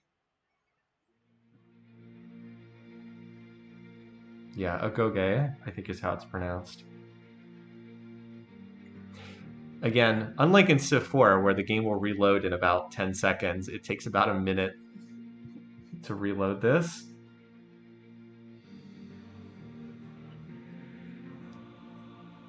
From humble beginnings, you have shown. Yeah, so we'll get out, like, we'll try to get out 2 or 3 archers, and then build more boats. I've got one coming back, but it's kind of amusing that my Civ is known for having all this naval strength, and yet I'm getting pushed around. It's fine. We'll get much stronger when we can finally put units on the water tiles and not walk around at 1 tile per turn on the land. My settling will be a little slow to start, but it'll pick up a lot once I have that city number 2. Once it has its what's the word I'm looking for? Once it has its Ancestral Hall and Magnus in play, it can just crank settlers for a long time. And other than that, we'll probably focus on capturing cities too. Because the AI is going to hate us in this game. Alright, change policies. We want this out, this in. Oh wait, whoops. Before we do that, we should actually send the policy. Let's actually send this to get the 2-for-1 at Nanmadol. So now, as soon as we get one more envoy, will be the suzerain there, and we'll start getting the culture bonus because there's no suzerain there. And Nanmadol is far enough away that I'm not looking to conquer it early. All right, now we change policies to this and to this. Alright, so we can start an archer next turn. As I said, this worker unfortunately just has to chill here for the time being. I want to improve that tile. I actually have more builder labor than I need at the moment. I'm hoping that the government plaza won't get pillaged or that the trade route won't get pillaged. I'm hoping the AI is just an idiot and will attack the city and just take damage for no reason. Of course, this being deity, the AI gets a lot of units to play around with. Alright, so it would actually be nice to get another policy card, or another envoy. How many turns until we get one? Not that many. So I guess we go drama and poetry en route to recorded history. I may be able to get a campus district done in time to help out there. I mean, that's not really that great, honestly, but there's not a ton I'm looking for right now. Or we could go for maybe feudal. Maybe just pushing for feudalism is just better to get the builder bonus. That probably is better, honestly, even though this is basically useless. Yeah, I think that's better. All right. Yeah, this builder just has to chill here, unfortunately. It's not the best from like an economic perspective, but it's what we've got. All right. Hey. Hi, Lisbon. Train a swordsman. All right, so all we have to do is upgrade a unit to get an envoy there. We will not be looking to suzerain these city-states because we're mostly going to be looking to take them out. And then there's this guy here, but I'm hoping to build an archer to shoot at this guy. I guess we could technically like buy an archer, but I really don't like buying units because they're very cheap to build and there's a production card that helps with that. We could just delay the granary and... Oh wait, we're not even done researching archery yet. Ugh. Well, we could set it to slinger and then it'll upgrade in queue, or it can upgrade later. Let's do that. This will delay the unit, or delay the granary, but I think I need a unit up here that can help out. All right, let's see how dumb the AI can be on this inner turn. So trader moved. They did take it. That's sad. Very sad. So we have a new trader, but all we did, but we just lost the one that we had before. So, well, I don't think I can send the trader at the moment without risk. Like, there's too much risk of getting pillaged. So, very sad. This war has set me back by quite a bit in terms of having units pillaged and whatnot, but nothing to be done. It was that or have the settler just stand around doing nothing for ages on end. So we'll need a name for this city. Why does it have an amenities issue? We should have more than enough amenities for that city. Well, anyway, I'm going to purchase the monument, which I still think is one of the best ways to use. And, all right, Magnus is now established. Alrighty. So that unit's already moved. This is not going to be a great city or anything, but it'll expand borders here, and then we can farm that, and it'll at least still have these 2 tiles, and then we can improve this. If I can get this unit out of the way.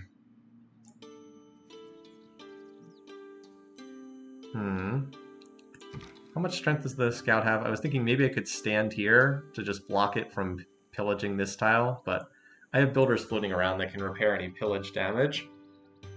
I still just can't believe that those units decided to run in and start causing damage. At least this one took some injury. All right, well let's get maybe 3 archers out, and then we'll look to build some more boats. So the new city, what it really wants is the Kothan. If I could skip out here and improve these 2 tiles, because like this builder coming over here will improve that. I would toss down the Kothan immediately if I could. Since it can't do that though, why don't you work on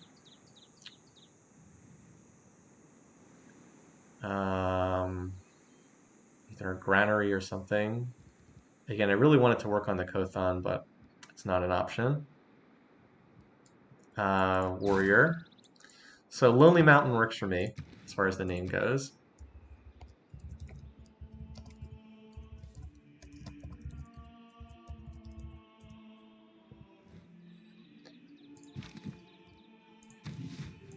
Yeah, I mean, they're not breaking in there anytime soon because the AI sucks at attacking actual cities in this game. Yeah, you just have to chill because of that stupid boat in the water. We got a ship on its way.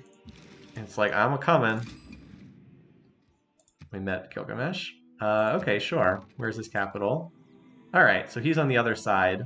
Apparently he's at war right now. Is he still at war with, he doesn't look very strong either. I almost have as much empire score as him. Yeah, he's at war with Wilhelmina.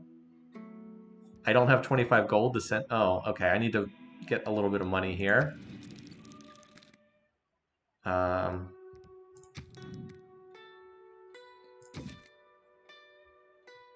here.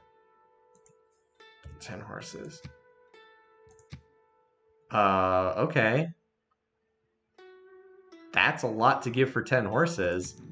Because I'm not even building horse units right now. Let's try a... Would you like more? How about 40? 14 gold per turn for 30 turns? Okay. Oh, wait, but I need some flat gold for this turn. All right, how about 13 gold per turn? And why did it go to 100 and 10 gold immediately? All right, I just turned a resource I wasn't using into a lot of extra money. All right, now I can send a delegation. Because remember, his attitude will go down next turn. But this way I can get a little bit. All right, let's see what he's got on the trade screen. All right, like, the AI just doesn't expand in this game. Like, the only reason I haven't expanded is the completely ridiculous situation I've been in. But, like, the AI just doesn't expand, and that's why they suck in this game. Like, Qin has 4 cities. Wilhelmina has 2, and one of them is terrible. One of them is this city, which sucks. Anyway. Alright, so we've got this trader, but I still feel like we just have to chill for the time being because we're just going to have our trade routes pillaged until we can get this situation under control. Good news is we should be able to do that. Like, I've got a boat on its way. And we've got 2 slingers that are going to auto-upgrade to archers in the queue.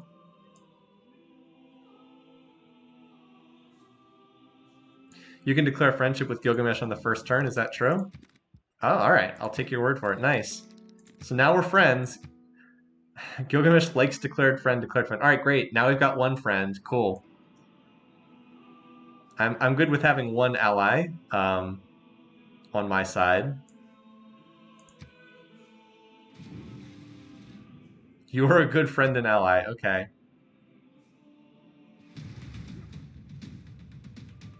May the forces of evil be... Remember how I said the AI is really dumb in this game? Yeah. Like, they just suicide themselves and these situations. Alright, so we still need a little bit more time. No, I actually wanted the... Alright, the scout can't quite kill this guy, but might as well injure them a little bit more.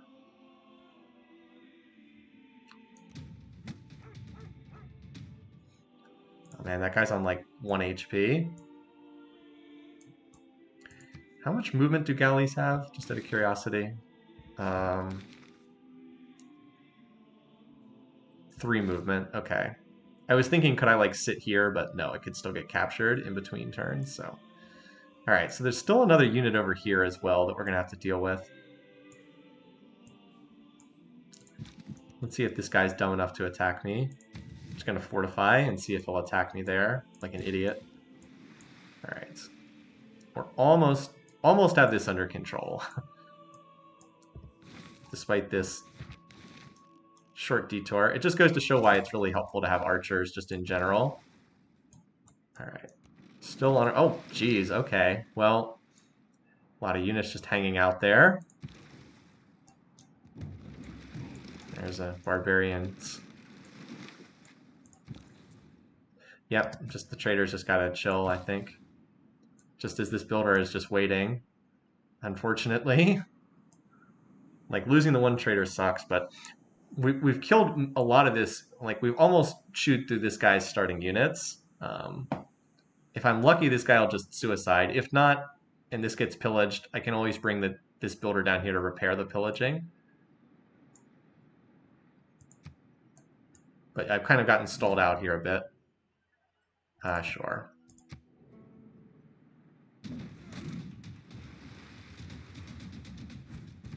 All right. So like this is slightly more concerning because the city is actually under siege, but I can break the siege here with my scout. I think this will just kill the guy, right? Or not? Probably better wait. Does anyone know if I send the scout here, will it kill this guy?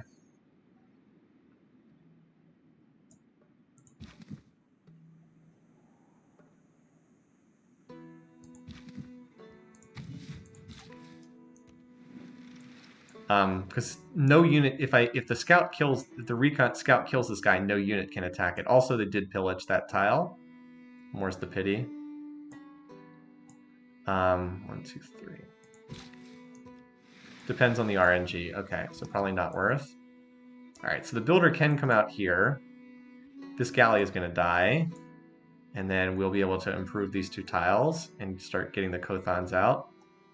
I'll have an archer next turn too that can kill one of these units. All right, so probably all right. Going to suffer some pillaging, but I have this builder that can repair whatever gets pillaged.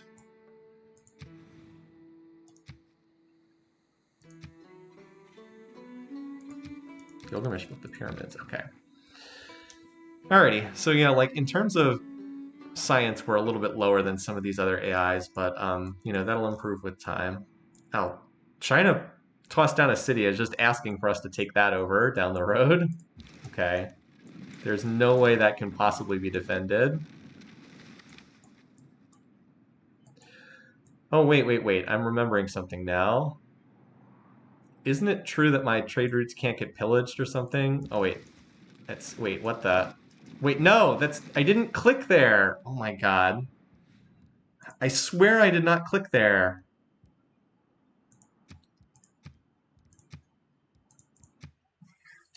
Just decided to run to the other side of the map because apparently the AI has every single tile blocked in this little strait between the 2 Dutch cities. I did not want to have to play this turn again, but I also don't want to waste an entire turn's worth of movement. Anyway. 1 unit per tile! It's kind of crummy. Queen Dido, mother of Carthage. Although it is amusing that a city-state is kind of bullying me around here. Just need a little bit more time. The AI's advantages are largest at the beginning of the game. They get increasingly less and less as the game goes on. I just hate how long it takes to load this game. It takes forever.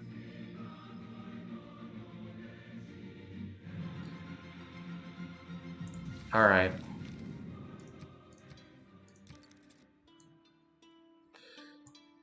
So like I said, you just continue to chill there.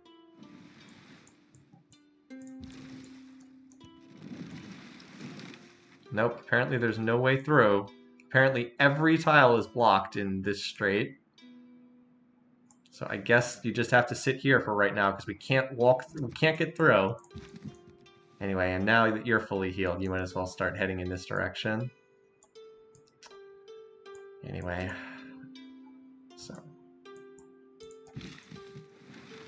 Finally, we'll have archers next turn. I'm gonna have that chill again. Scout, continue to... You are in the city, right, Scout? Yeah.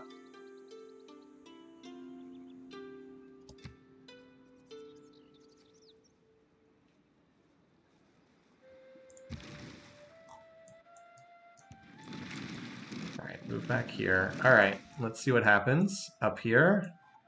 I'm hoping that these units will just attack and kill themselves. There's a good chance this will move and pillage, but...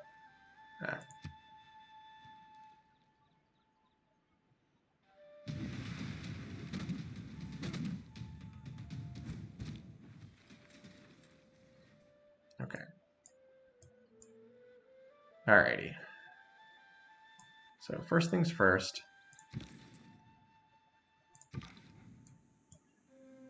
Scout should now have enough HP to kill. Wait, why can't it just move onto that tile?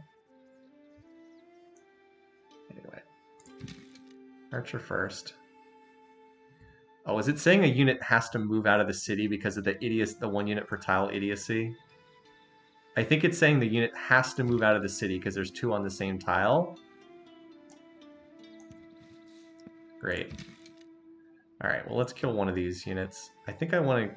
Oh, I'd like to get rid of the galley, but... this unit still might pillage, but let's get the city out of the siege first. This archer can start moving down here. I don't know how long. Well, Mexico City has its own trader that we can probably pillage. I need another turn for this to move through. Alright, you can move here. Grab that. 1, 2, 3. I still can't move quite to that tile yet. But next turn I should be able to.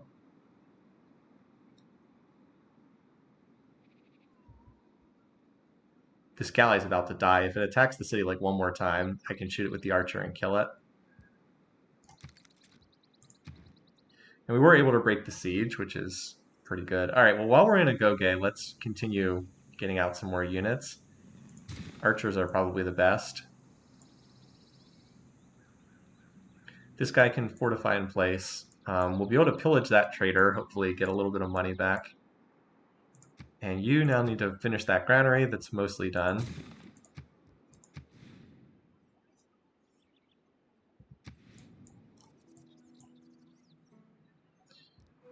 Can this unit now actually move through here? It says it can, but there we go. There was one tile. There's one tile not covered by units. Jeez. Okay. Well, we got through. Carpet of Doom. 1 unit per tile, guys. 1 unit per tile. Awesome. Just great stuff. Don't know why they thought this was a good idea. Anyway, again, I really want to use...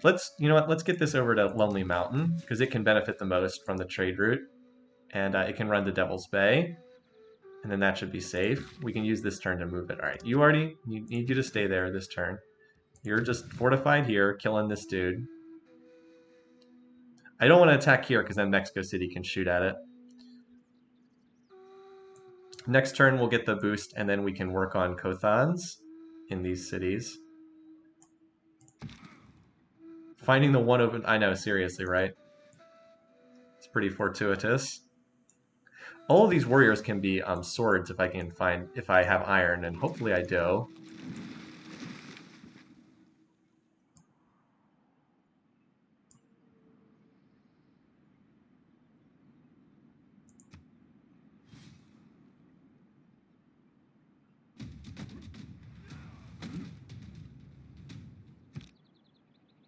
Alright, so the galley committed suicide. Which means that we can now finally do this.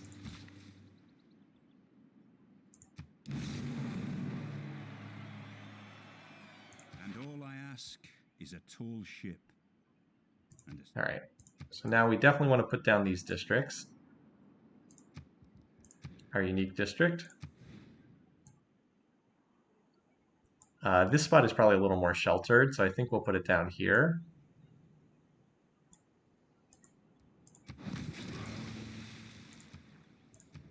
We want to lock in that cost while we can. Oh wait, you don't have the population to build it. 4-turn build, but you can't build it yet. Let's get that second archer out here. Okay. I can't attack there.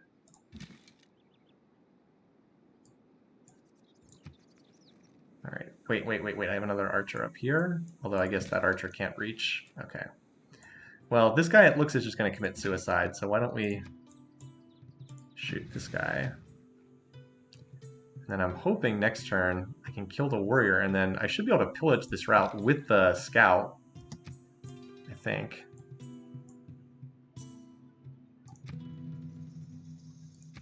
Alright, so we got era score from that dedication bonus. Yeah, we want to finish shipbuilding, and then we want bronze working, so we can see where the iron is. Alright, now you can go to Devil's Bay. Oh, 14 commerce. Wait, do I want to send that there? It also would get me the suzerain bonus. You're a new city, so why don't you go to Devil's Bay? But I do think I should send one there in the near future. Like building the Kothons will get us more trade routes. All right, you're just healing for right now. Yeah, this will really help Lonely Mountain get off to a good start. So you probably need to pasture that, and then we have an excess luxury to trade to someone. Devil's Bay will be able to grow to size 4 as soon as it finishes this granary to get out of the housing penalty. Wait, actually, no. Oh, no, actually it's out of the housing penalty now. But we probably should just finish it, because why not? And then go back to the Ancestral Hall. I mean, we have a granary 90% completed, so we should finish that. You need to come down here and repair this tile.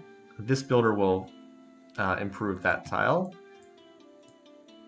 And if necessary, improve this tile as well. And yeah, then we want to gear up and get ready to... We want to look to conquer this city-state. I think that's the goal for the rest of the stream, is conquer this city-state. It's tricky to do, but certainly not impossible. We'll just need swords, is the big thing. Need swords for it. So, unfortunately, I can't really hit it with ships, sadly. Because, like, there's only one tile that can be hit from the sea. Like, in comparison to Harlem, where every tile can get hit by the sea. Alright, well, now that we killed that naval unit, I don't know that we really need this ship to be at home for defense. Let's keep exploring for right now. Bit of a fight going on over here. It's a Dutch settler being guarded by a warrior at 1 HP.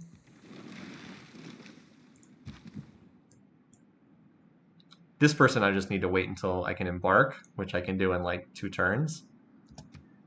That's right. Celestial Navigation finished, shipbuilding next. I don't know why it continues to say something else, but shipbuilding is what we want. And we can, you know what, we actually don't need to send a trade route to Namadol, because we should be able to suzerain it in like 4 turns anyway. And that'll be worth quite a bit of culture, because a lot of our districts are coastal. Any Kothon will be coastal as well. All right.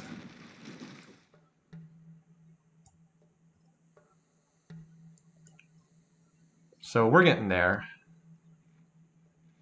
Like culture and science are a bit low compared to the AI, but the Kothons get us easy trade routes, and then the trade routes cause our cities to grow faster to higher population, so we can build more districts. Like this city probably wants a campus. You know what? I think I misplaced the district. I think the district should have been here, and then the campus could have gone here on a useless desert tile. The campus is still going to go here, but now it won't get the adjacency bonus from the Kothon. Oh well. Not a huge deal, but would have been better.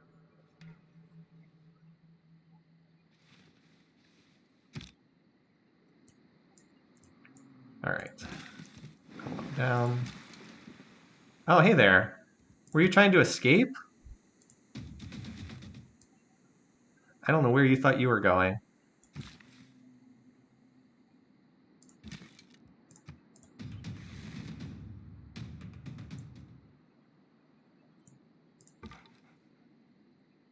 You just continue healing here for right now. Should be able to pillage the trader on his way out. Also, by the way, thanks for building a road that leads right to me, idiot. You're healing. You need to go onto that tile to build a plantation. You're waiting until you can embark. Sad that we did not manage to get that boost. Alright, still looking to find where China is in this game. Aside from planting one city that's like ridiculously isolated.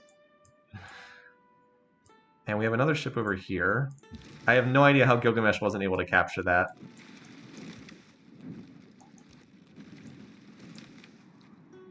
Finally discovered a new continent.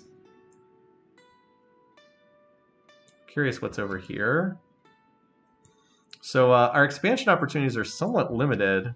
I don't see a lot of great places to... We can. I guess this is where we put our settler next, even though this terrain is pretty awful. Maybe there's more something over here to the east, but what I found right now is pretty lousy. There was room for a good city here, but then Harlem was established, and honestly, Harlem's not in a good spot at all. The city should have been like right on this area. Oh well. Because it doesn't do much good to have a settler pump if there's no place to send settlers. We'll find somewhere. So China definitely looks like the big dog thus far in this game. I wish I could do more to get my science rate up. I guess I need more, just need more population in general. 3 cities is not a lot for this stage of the game. But where could I have put more cities? Okay, that's exactly what I was hoping. I was hoping that the AI would be dumb enough to attack that unit. All right. Goodbye. Pillage. Plunder trade route. Thank you. I don't even know where this was going. I probably was going to Venice, but we had the chance to pillage it, so might as well. All right, so we'll be able to repair that. Most of the damage will be repaired from this war. Look at how fast Lonely Mountain grows. Cities grow fast when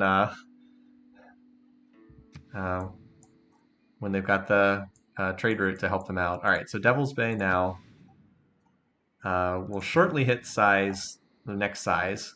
So we'll go back to the Ancestral Hall. 50% increased production towards settler. New cities receive a free builder. Unlocks Republican Legacy Policy card, which will be a useful one to have. All right. And we got the boost for machinery. Nice. Could build a city south of Mexico City. True. Though the land's pretty marginal down there. Oh, hey, here's another. All right. Well, you know what? We've got our own ships to help out with that. Let's send a ship over here to help out. Try and stop any more funny business. All right. So we can change policies next turn. What's the next thing we need out of here? Oh yeah, you need to work on the Kothan. That's what you need. Okay. So we can probably drop a Goge next turn. We were able to get some good use out of it.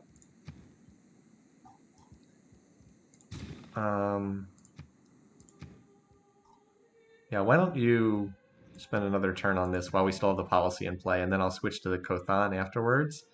I wouldn't mind getting that warrior done. Again, I would need iron to upgrade these, but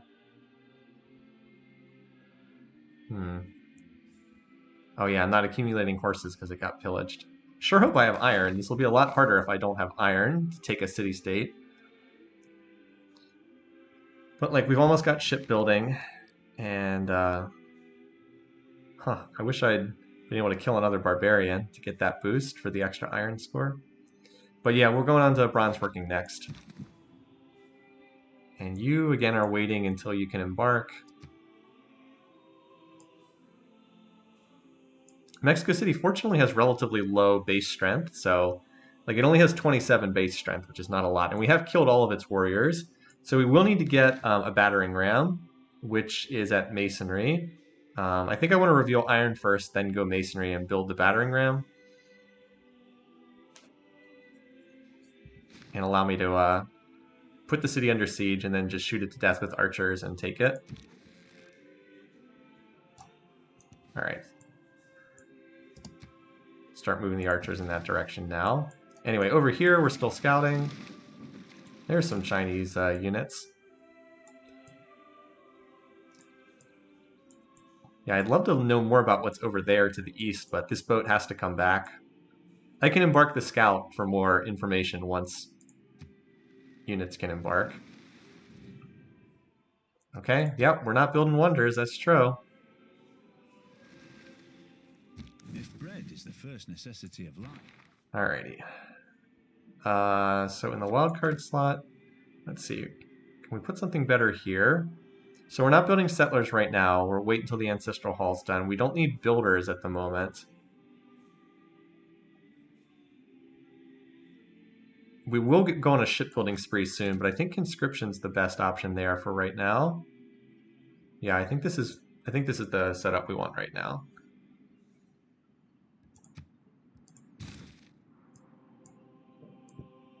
Oh, hey, bud. Oh, wait, no, that's not the enemy. There it is. Mexico City is the enemy.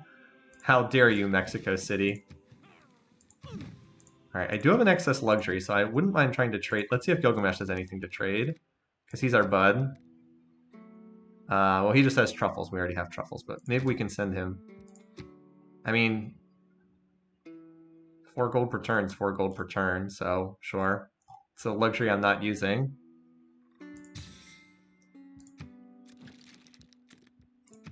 He really likes us. I know you guys said he's like the easiest AI to be friends with. Yeah, he really likes us a lot. Great. I'm very happy to keep an AI on good terms with me. Let's see. Faster movement. I don't think either of these is going to be too helpful on, but we should probably take, well, I guess we can take either one. This is probably more useful. All right, repair that. There we go. Now we'll start accumulating horses again.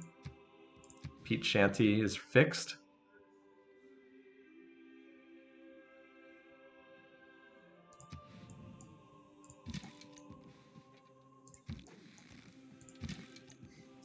Move these archers in that direction. All right, this unit's just about healed. I already moved that unit.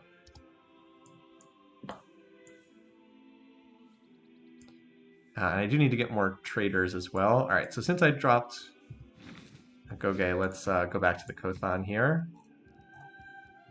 Only 9 turns in a new city, jeez. All right, now this is obviously going to take longer here. We probably want to improve this tile just so we have another 2 production tile. We also have a boost for minor resource tile for wheel, so I wouldn't mind buying this tile and mining it because it's another amenity as well. It's a lousy tile to yield, but it's another amenity. So this builder probably needs to skedaddle back up here, quarry this, and mine this, maybe. We have a big incentive to get to construction so that we can build lumber mills. They are a big, big, big improvement.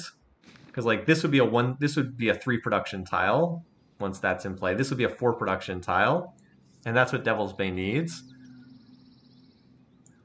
Anyway, though, so we get to go to something else, and I think we go defensive tactics. Just if I'm going to be stuck in these civics for a while. I'm building Kothans right now, so I think this is fine. We'll once these Kothans are done, I think I'm going to build more military units again, but I need a little while to run these. I do also have the option to flip back to military tradition to get a policy swap. All right, anyway, over here. Okay, I guess we stopped here for right now. And wait, there's an archer who can promote? Oh, I wish I'd saw that at the beginning of the turn. Oh well, because units can't move and promote in this game on the same turn. You can do one or the other. Anyway, I really would have liked to have expanded more, but I just feel like I have not had room. There's been no room to put settlers, and settlers have not been able to embark until hitting this shipbuilding. Yeah, I think the goal right now is push out military units, conquer Mexico City, then go conquer Venice, and then we'll push out settlers in the wake of that to go take more territory. Like we can run early empire or whatever that colonization policy, and then look to go get more stuff. But we really have to deal with this city-state first. It's been a total pain in the butt. Great. Thanks for taking that fight on. Alright, all land units can now embark, and we can build quadriremes, which are pretty terrible units, but they do actually shoot, they can actually shoot units at sea. Alright, boy, Chin kind of likes us now, too. Probably because we're not building wonders. Yeah, pleased with your lack of wonders. All right, works for me.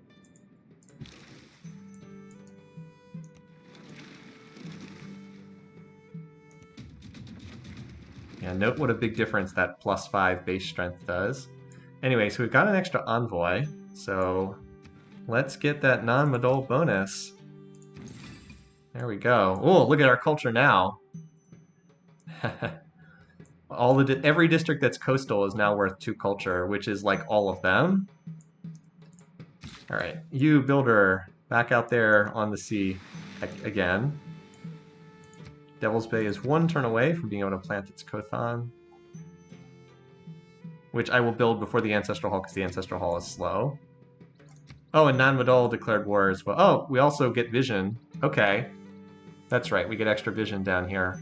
So we've met Akkad. What's the quest there? Construct a theater square. All right, that's probably not happening. Maybe down the road we'll be able to attack there. We'll see. All right, so I said bronze working because I want to see where the iron is. Sadly, I only killed 2 barbarians.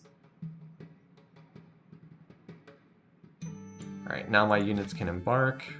Although I think I might keep over here for right now.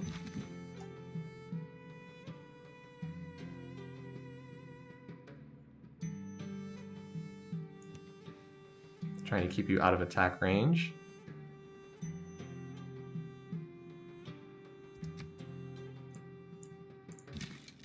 All right, this is the one that can promote. Go ahead and promote you.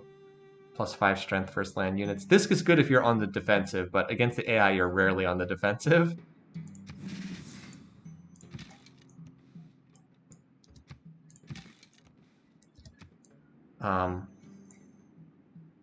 So we might want to move in and start peeling off the walls. Because that won't... The garrison health heals between turns, but the walls do not heal between turns. You should build mausoleum. I mean, I probably have more useful stuff to sink production into, but maybe someday, if the AI ignores it, maybe.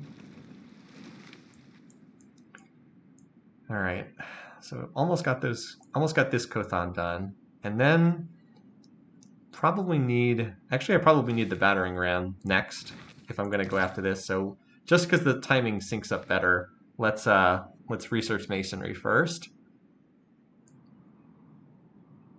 But with the culture we have, we're actually our second highest in the game in culture, which is pretty good for deity on turn 65.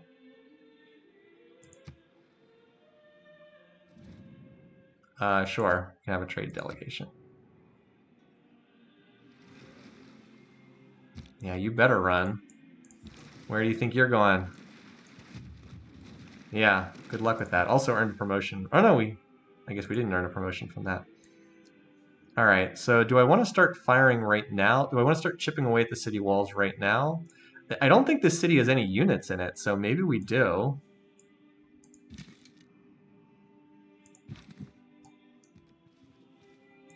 Like, I think there's a decent chance I can get this city to shoot at the scout. And like this can come in and put the city under siege next turn.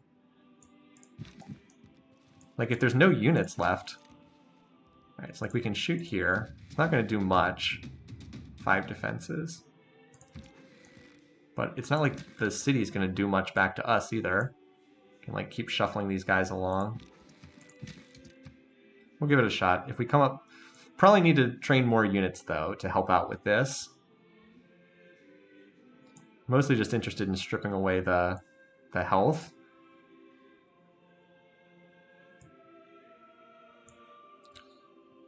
All right, so you need to move up here. As I said, I wanted you to quarry this for another 2 production tile.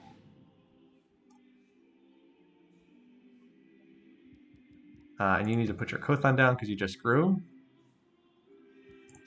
It's a wow, five gold per turn. I mean that's a 4-turn build. Let's just knock that out. It's going to be worth 5 gold and 2 production per turn, and it'll also and 2 culture per turn. And then we also need to get those trade routes going too. Most trade routes are probably going to go to Devil's Bay because with the Kothan and the Government Plaza, it's 2 production, 3 or 2 food, 3 production, which is a great yield for a trade route. Anyway, and then here, so we're gonna have the Kothan finish. What policy? All right, I'm running conscription. I think. Oh no, it's gonna build a battering ram, which it will be useful even even if we don't use it here. It'll be useful at other cities too. So that won't be a waste. I was just thinking if I needed to swap policies to get something better, then I'll need to get more traders out too. But I can find a moment to do that later.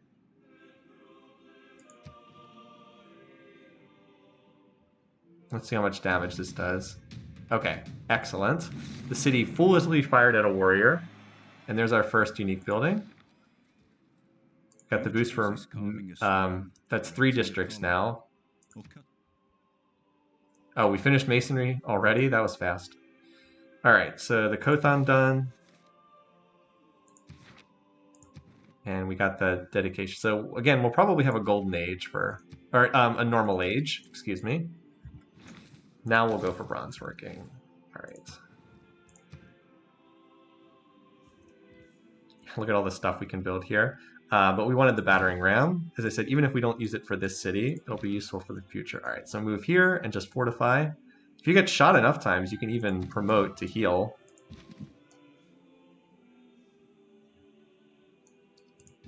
All right, so move and shoot. Move and shoot. So again, we're just stripping away the defenses. Once the walls are down, the city will die very, very quickly. All right, and then next turn I can move here. Now the question is, where do I put this warrior? So next turn an archer is going to actually you go here. Next turn an archer is going to have to step into the woods, unfortunately. Let's heal here for this turn, and then next turn when this thing steps forward, we can move here, and the city should be under siege once that happens. But you can heal this turn outside the city's range. I mean, the city's not doing much damage to us right now, and we got a quarter of the defenses off already. Or the walls, excuse me. Yeah, you can't.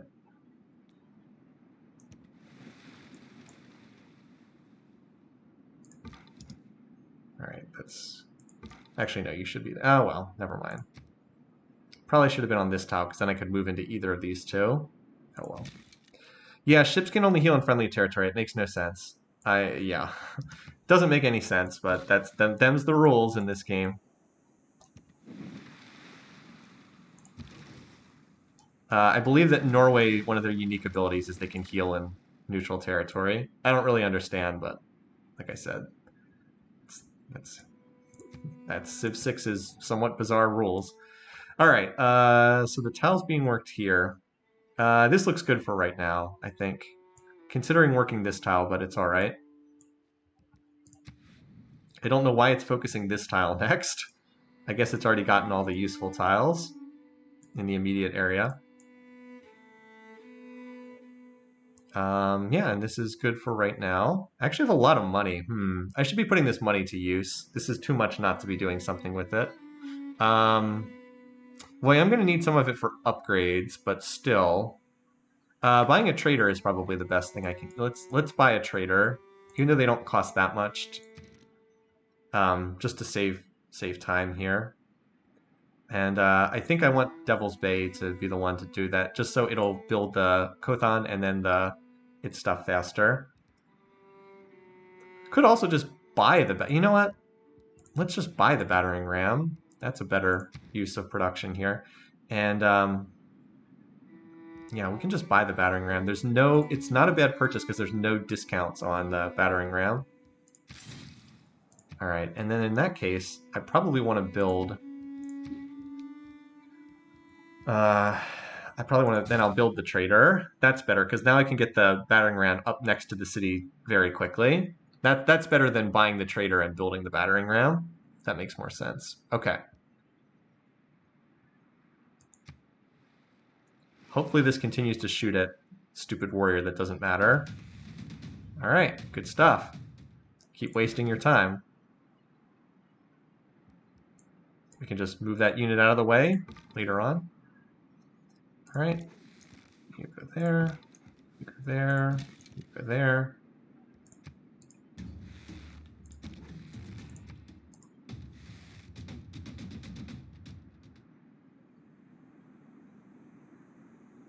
I think I slightly mismoved this because this warrior is not in a useful position.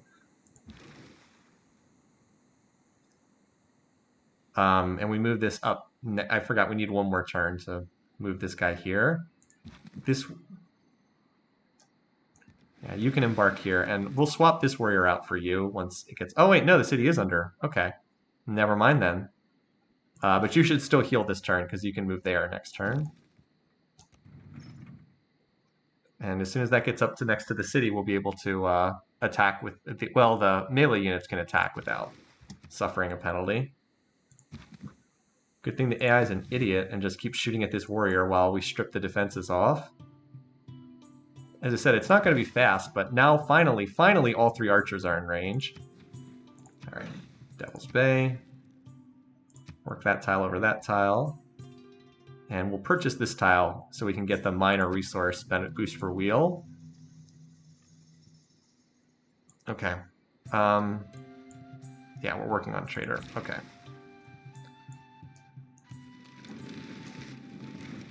So ran into a dead end there as far as where we could explore.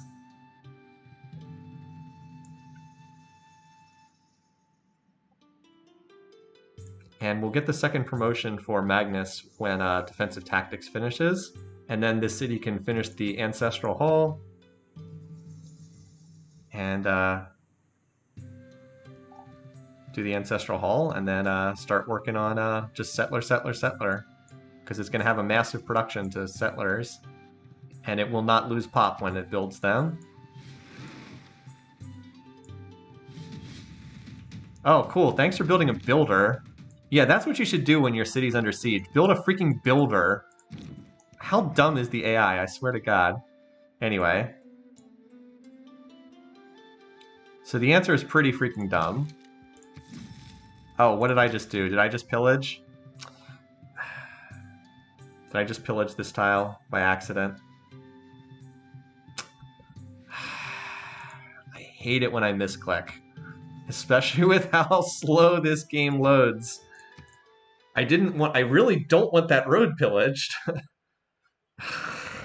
Can cities be raised? Yes, they can, but we want to keep Mexico City because it's a pretty solid city.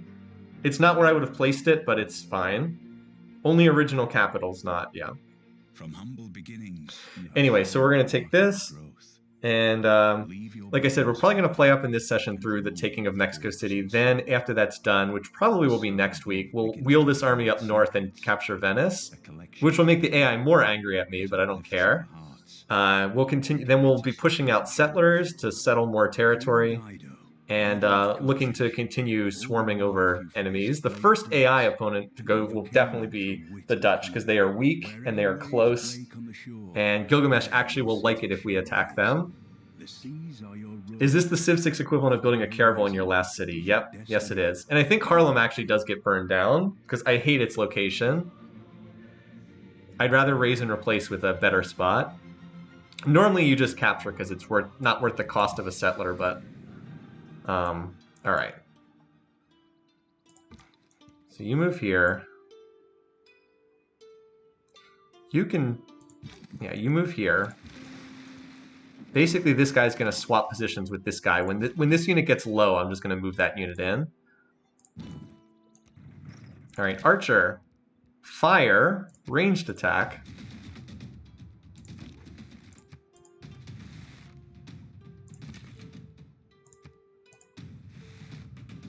Yeah, so coming along nicely. We got half the walls down, and the city's not healing. You can fortify. You can also chill until we're ready to assault the city, at least. If this unit looks like it's taking too much damage, if the turns and fires at this unit, I can always swap it out and keep the city. All I need is 1 melee unit to do the final capture. Yeah, keep fortifying. I mean, this guy might even be able to get a promotion. He's getting 3, what is it, 2 XP, 3 XP every time it gets shot. I mean, it'll earn enough for a promotion before it actually dies. So, anyway, what's the fastest way to get there? Here.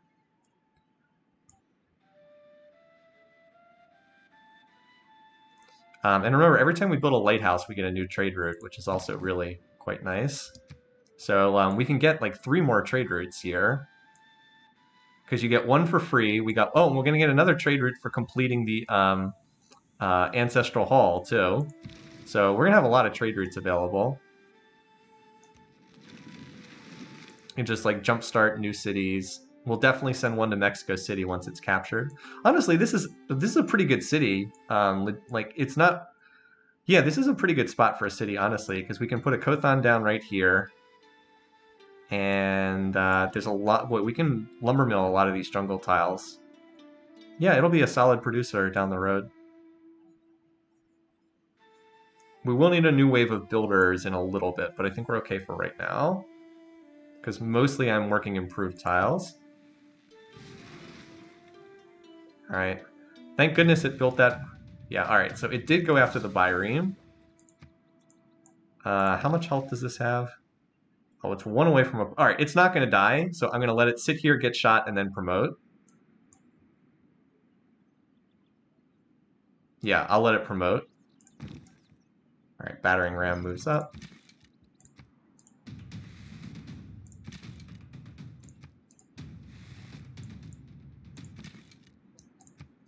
Also, the city will not be able to fire as soon as the walls are down, which will be very soon.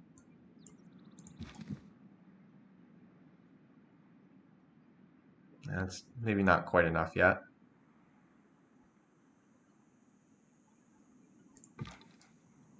The scout. Yeah. It'll take a couple more turns, but... Boosted cartography? How did we do that? Oh, 2 harbors. Okay. Take the extra era score from that, though. Anyway. If we're going to buy this tile, we should do it now before the cost goes up. And that'll be another point of era score. Okay. Back to the Ancestral Hall. 10 turns is not bad. And like I said, I'm going to send this trader to Devil's Bay and send it back to Pete Shanty. Yeah, you just chill for this turn. You'll get shot again, but you won't die, and then you can promote, which will be pretty handy.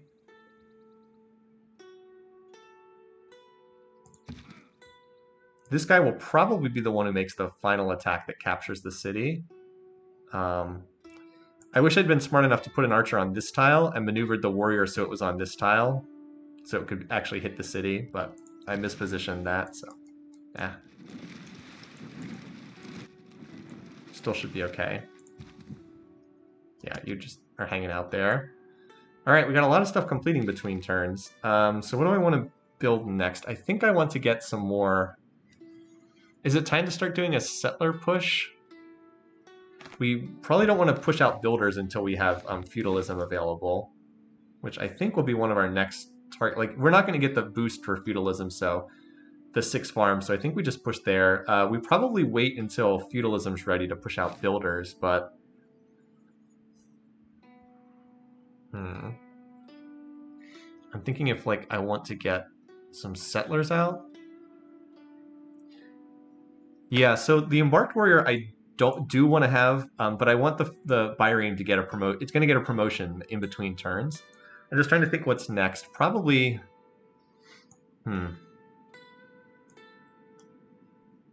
Like, do I want more? I don't think I want more units. I think I want to upgrade the units I do have. I'm going to need iron for that, so... we'll see. Then again, I'm going to need a builder to... It's mostly just what comes out of Pete Shanty.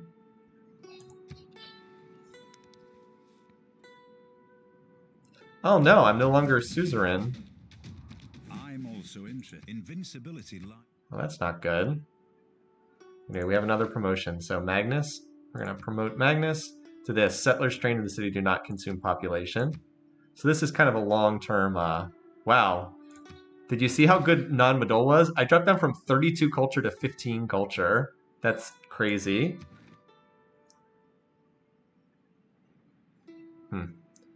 Who has envoys in there? Well, that's where all of our envoys are going in this game. Wilhelmina has gotten up to 3. That's annoying. Well, we'll get more envoys soon enough. There's more of them on the tech tree. Is there an easy way to get an envoy on here? Not really, unfortunately. You can see how my culture just plummeted off a cliff as soon as I lost control of there. You could make a case I could have gone Amani there to reestablish control, and then picked up the Magnus with. I actually think I actually should do that because I don't need Magnus yet. I should take Amani and put her in non-Madol. It's actually that valuable.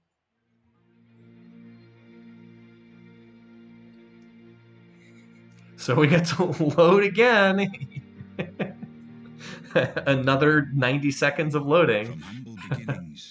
If you're watching this on YouTube, just click forward on the video until the loading's done.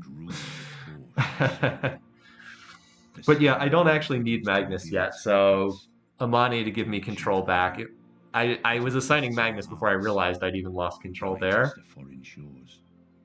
It's super important to control non-Madol. It doubles my culture. It's crazy. Great threats and overcame them through wit and cunning. Wherever waves break on the shore, there your city shall rise.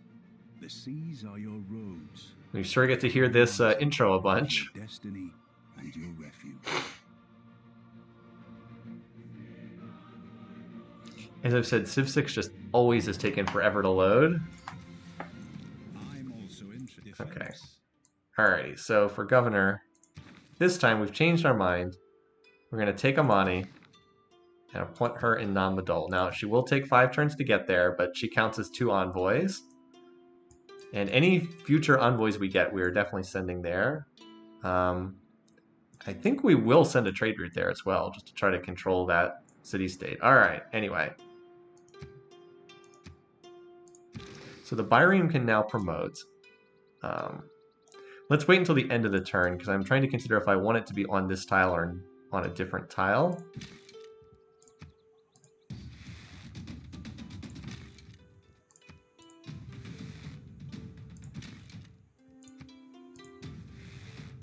Alright.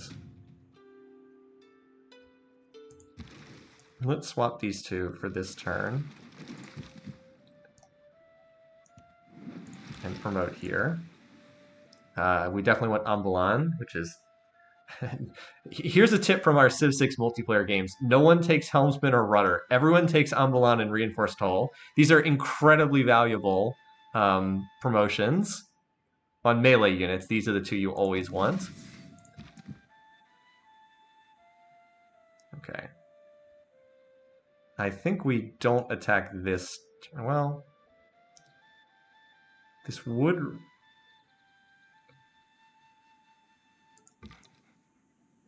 Like, I'm trying to think about how I get rid of that last tiny bit of wall. This will actually get rid of the last bit of wall, yeah. That's why I did that there. Also, could technically pillage the farm to heal. That is an option. Alright, so now we've gotten rid of the wall entirely. Yeah, that doesn't really do a whole lot, does it? But... Yeah, why don't we wait... I think we might be able to get this next turn. I wish I had more total tiles I could attack from, but I think we're good for right now. The Byrene can actually attack at pretty decent strength. Maybe we... I was going to say maybe we swap these two, but I can't, because I already moved the warrior this turn. Alrighty. So what did we want? Oh yeah, so we should have iron. We can now see iron on the map. Iron. Alright, well we have no iron. It does not appear to be any iron in our vicinity, so we're not going to be able to upgrade these warriors into swords. Right? This should cause iron to pop up on wherever it's located, doesn't it? Well, oh, there's an iron. Okay. Am I doing this? Oh, here it is. Doing this wrong. All right, there's iron. 1, 2. All right, it's in the third ring for Mexico City. So it actually would be worthwhile if we take Mexico City to buy out to the third ring and use the captured builder to mine this. That actually would be worth it, even though it's expensive, just because it would speed things up greatly. Okay, I actually had to hit search. I didn't realize that. Sula, would you consider Tamerlane a Mongol? Not directly, for what that's worth. A successor state of the Mongols is probably the most accurate way of putting that. Alrighty. So we got era score from that. We boosted the wheel. We get another amenity, which is always handy to have. Alright, Ancestral Hall, 9 turns to completion.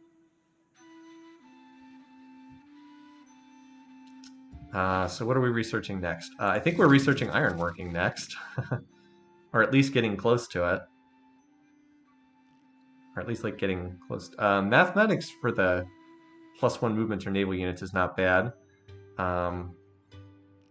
And of course, down the road, we're going to want cartography and square rigging, but those are a little ways away. I think I want to get the lumber mills next.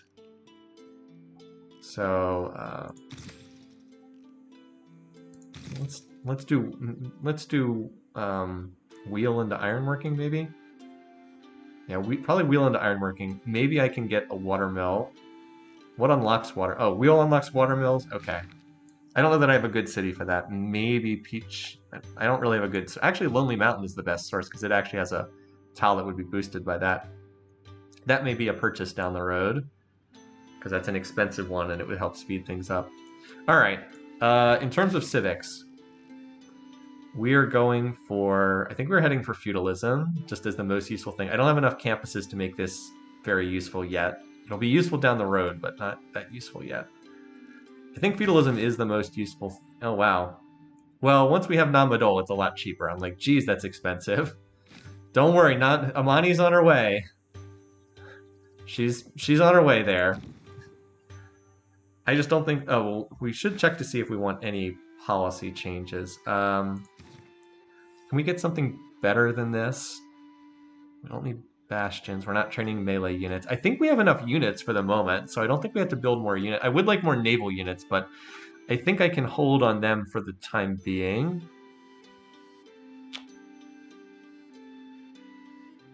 How long until I push out settlers is the question. 9 turns to the Ancestral Hall.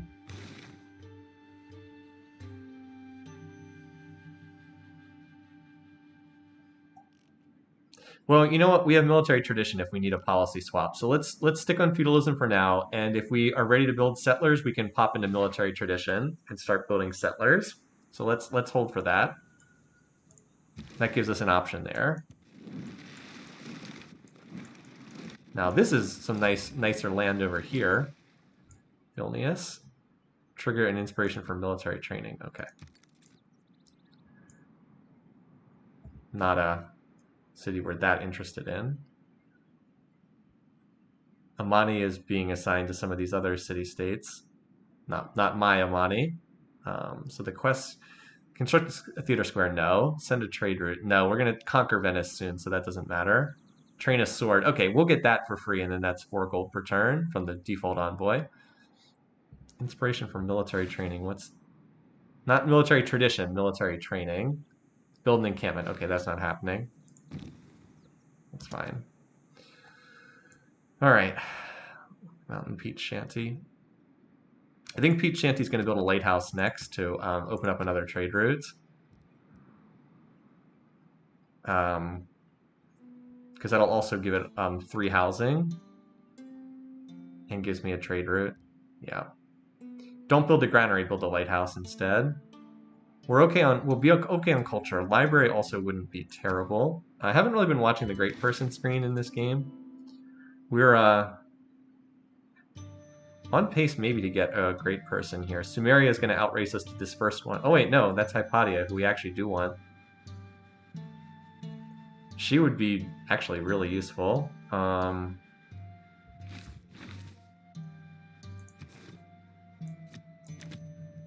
Get me Hypatia.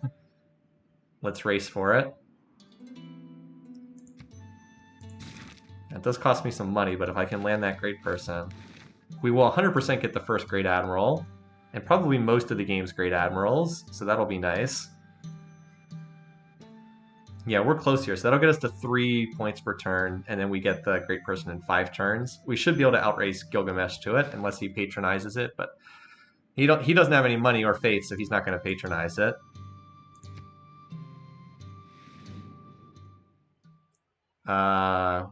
Okay. I think I can take what I want from you. Alright, so this trader I wanted to send to... so Lonely Mountain has a trade route going there.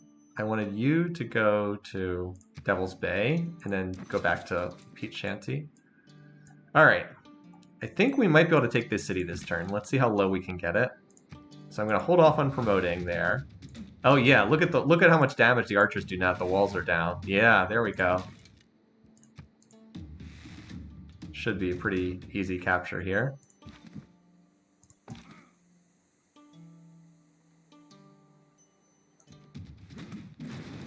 Nice.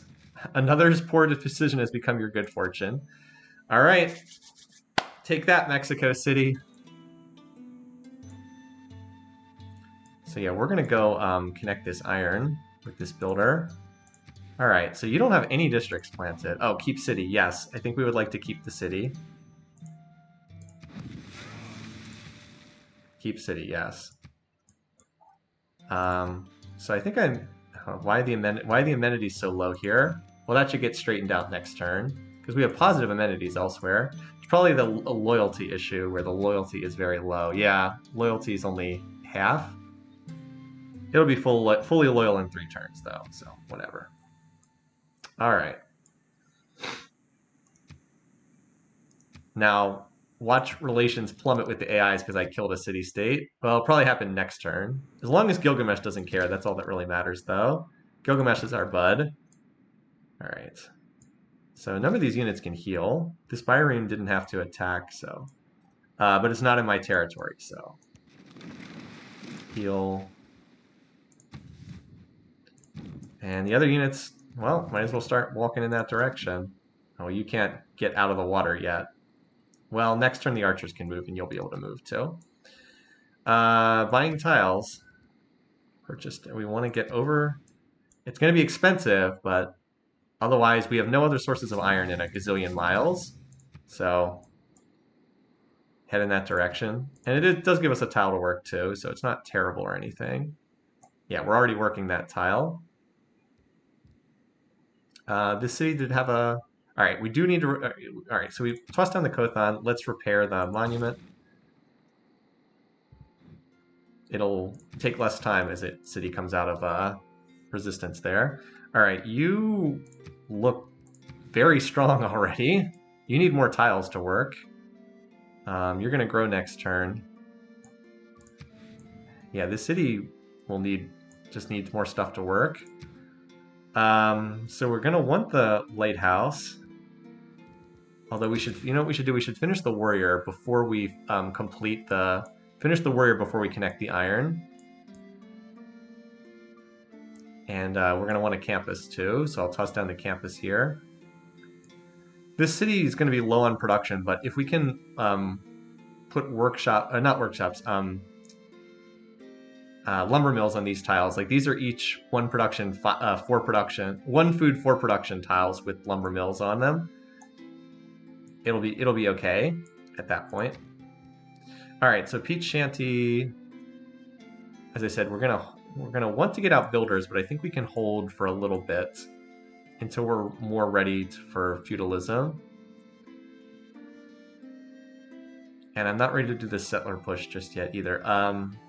Oh yeah, I was gonna have you do the lighthouse for another trade route, and that'll also mean you don't have to worry about housing like forever.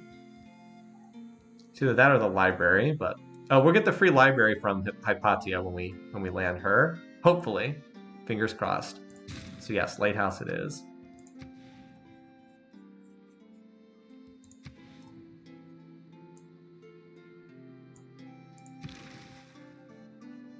And then the Byrame needs to heal.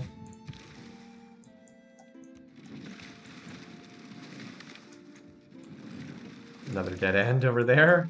Well, we're slowly defogging the map.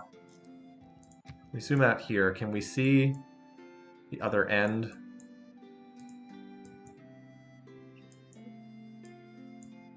I was trying to see if I can see the other side of the map, but apparently I'm not quite far enough to do so. All right, now we can actually explore a bit more. This scout will be able to explore. But we finally managed to take Mexico City. And the one suggestion in the chat was Bloody Mountain, so we'll do that.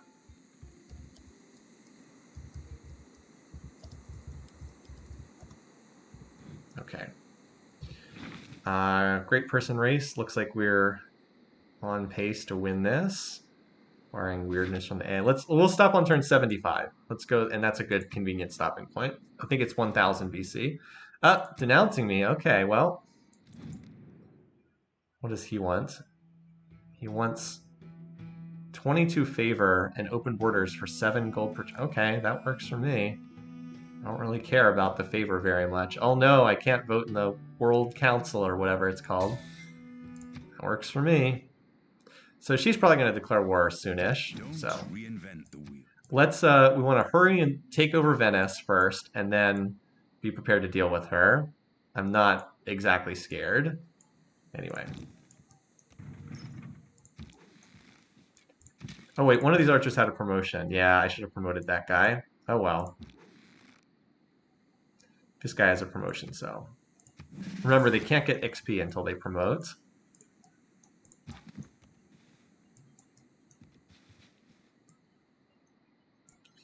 All right, you are going to go back to Pete Shanty, because that is the best return. All right, and that'll hopefully speed this up here.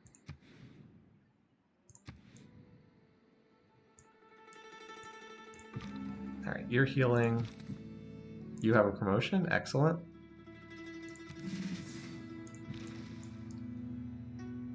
Wait, what the? Oh, that's the Byreme. I thought it was on the worker, or the builder, they're called in this game.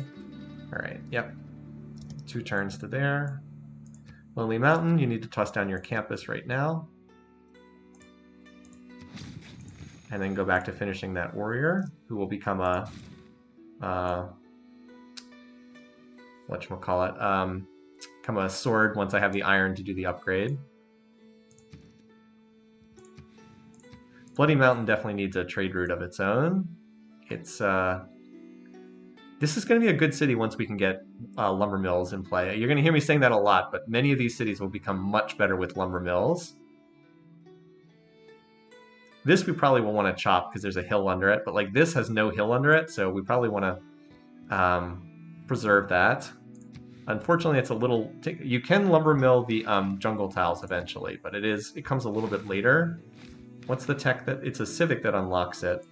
Comes slightly later. Mercantilism unlocks it on rainforest, which is a civic, right?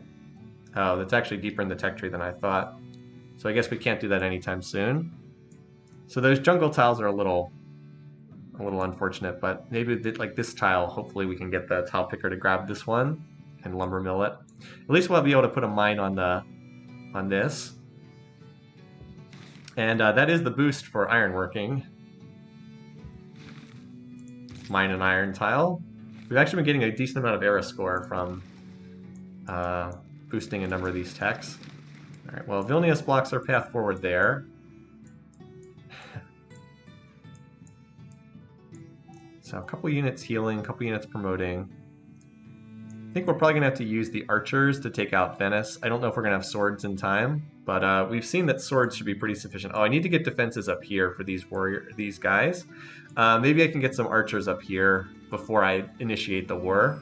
We'll see. This ship, I don't know if Venice has any ships. Actually, it can't because it's not coastal. So I guess it can't have any ships right now.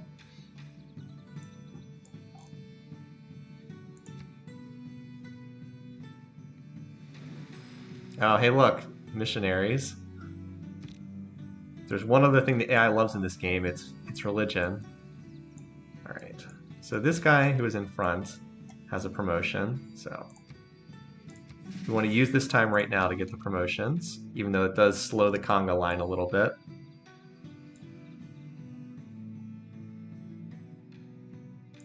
I was wondering if I wanted to embark this guy. But I think it's still faster to move on the roads, even considering that. No, Byreem. I want the unit that can actually move on land, not you. Alright, builders. We're going to prove this. I'm going to mine this first. I think I might clear this, like chop this, and then mine it underneath. Because this city doesn't need food, it needs production. It's low on production. And then we'll finally get this done. Ancestral Hall is almost done, and then that frees up Devil's Bay. Yeah, so we're going to go into settlers. I'll get settlers out of Peach Shanty and Devil's Bay. I'll double produce settlers on my next policy swap. And then after that, we're going to go into feudalism, and we need to train builders out of like every city, because we're going to have lumber mills, and once they're ready, we'll have serfdom plus lumber mills, and then we get just builders out of everywhere. We'll probably need about 4 or 5 builders. Anyway, all right, so you scuttle forward here. Goal will be to kill all the warriors first, and then do the same thing you saw before. Just set up shop at Venice, pound it until it's dead. All right, so we found China down here. We might want to get open borders with China. Somehow, it appears as though Gilgamesh has been losing the war with... oh, there's another Amani going here too. Gilgamesh. Envoys.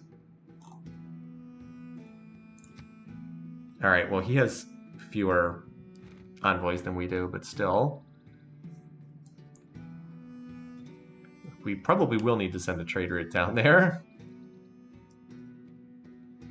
Because it'll also free up another quest for the next era.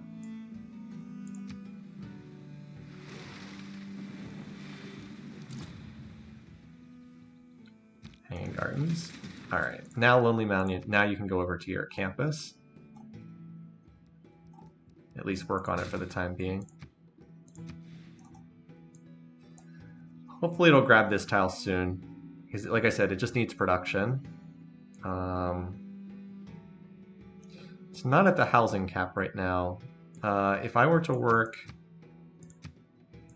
this tile 14, I think I'd prefer to shave 2 more turns off that over the extra gold from the crabs. I think that's better. All right, you. Oh, hey, we found someone. Indonesia. The scout. Let's check out... Oh, wow, he looks like the game leader. Look at his science. 59 beakers, 37 culture. Looks like he's the game leader at the moment. All right, I'll send that. Let's see what he has on the trade screen. He only has 4 cities, though. I mean, I also have 4, although for some reason the new city isn't showing up yet. He has more luxuries, though. I'm not planning on building horses. Hey, buddy, what would you do with 30 horses? 5 gold per turn for 30 turns? Okay. I mean, he already has horses, so this literally does nothing. You can get a lot of money from the AI by trading them stuff. Grievances from other players. Yeah, oh well. Talk to the hand.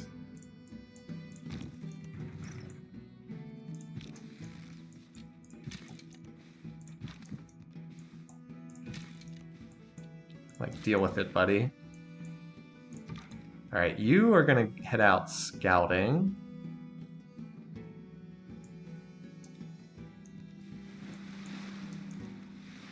Like, this ship's also intended to go to the east. Alright, why don't you pop into the water? And you can land over here at Devil's Bay.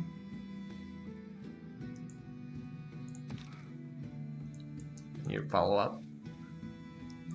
Alright, have we gotten out of the loyalty penalty here yet? No. But at least we'll have the monument repaired next turn.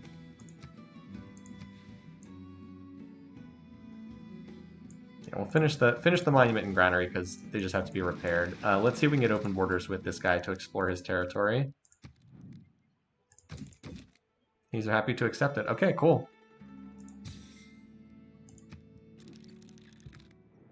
It's J of Armin? Okay.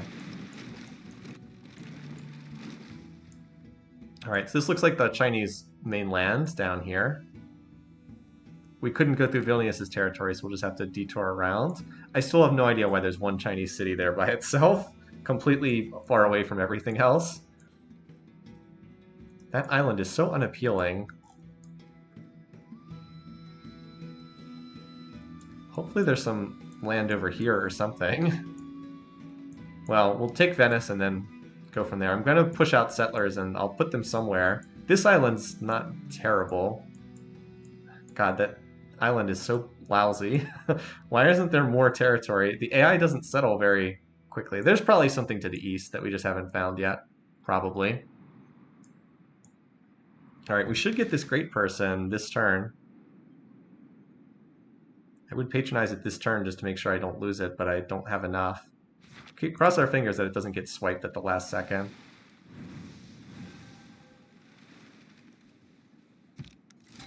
Yes, got it. Got her. Nice, just barely. Excellent. All right. And there we go. That'll be helpful for all future libraries. All right, Amani is reestablished. So for the moment, we are the suzerain. Now we're back up to 40 culture per turn. City-state might be a little overpowered in its benefit. We've known that it's overpowered ever since Chevalier used it in one of our Realms Beyond games. All right, there we go. Now we've got ironworking boosted. Another era score.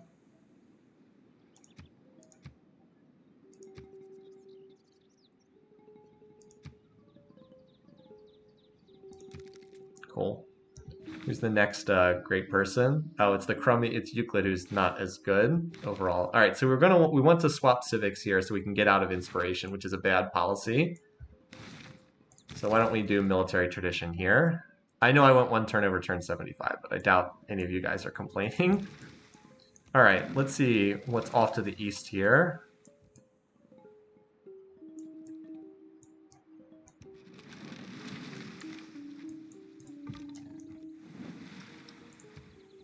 All right, repair your granary. As I said, I think I'm going to chop that and mine it for more production. We can use a trade route here for additional food. And the granary will provide additional food as well. Alrighty. So you're skedaddling up here to help out. Now, I mean, we're not going to... Oh, there's a galley. That tile. Okay, buddy. You have fun with that galley. I was like, well, it couldn't have built a galley, and it's like, the game's like, actually, we have built a galley in a one-tile lake that can't move. Could be slightly trickier to put the city under siege when that happens, but we need to kill the warriors first, so it's going to take a turn or two to shoot the warriors to death with the archers, and then we'll go from there. So it'll take a few turns to capture that city-state, but I don't think there's much doubt that it'll fall. All right, so we're going to do a civic swap, and this will be a good time to get into our settler producing policy, because Devil's Bay... Actually, we should probably wait. No, we should do it right now, just to get... Because that policy is... The inspiration policy is bad. And we can probably get something better than some of this stuff, too. Venice is just precious. I know, right? Very cute. Anyway. But yeah, so we've got iron connected. Now, how much iron does it take to upgrade a warrior? Does anyone know how much it costs? But let me see. It'll say on the unit indicator. 20 iron. Oh, okay. Maybe we can buy some iron from somebody. Just because it's going to take so long otherwise. Because we're only getting 2 iron per turn from that resource. It's not a large deposit of iron, and there's no other iron anywhere on the map nearby. Yeah, these resource constraints are a bit of an issue. Is there any iron out in the seas that we could maybe get? I'm just curious. Iron. Because, like, there's this source here. And, well, this is not an iron-heavy map, is it? Is that really the only iron source anywhere on the map that we have revealed? Because we've revealed a pretty good portion of the world at this point. That is the only iron source anywhere in the world that we can see. Someone else must have it, though. I saw it on someone's trade screen.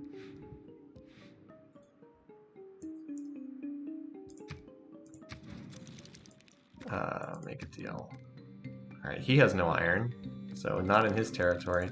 She doesn't like us. I doubt we'd be able to get iron from her even if she had it, which she doesn't. She still only has the 2 cities. She is pathetic. Alright, China has some. He won't trade it under any circumstances. Okay. He obviously evidently has units that need it. Alright, well, I guess that's not gonna happen. So looks like it's gonna have to be the warriors, because we don't have iron to upgrade them into swords. I mean, we will, but not for a while. What's the policy card that reduces the cost? That would be sad to run that. Okay, that's not good enough. I guess it's mercenaries that gives the discount. Yeah, this is what we would need, 50%, because this week we could upgrade them for 10 instead of 20, but well. It is what it is. We make do with what we've got. So we've got 3 warriors and 3 archers. That would not be enough against a human, but this is not a human, so we should be able to deal with them okay. As we said, shoot the warriors to death with archers and go from there. How about crossbows? Do they require iron? I can't remember. They do not require iron, so we could always upgrade to the archers and use them. That's always a possibility too. But okay, let's save it here. We had good success in our previous war, and this city actually has lower strength than the previous one, and we'll be able to trigger the war on our terms this time. So should go well. We will pick this up again next week. We'll do part 2. I hope you guys enjoyed this kind of very weird start to the game, but I'm having fun, and I hope you guys are enjoying it too. So until next time, hope you guys are having a good one. Take care. I'll see you again next week.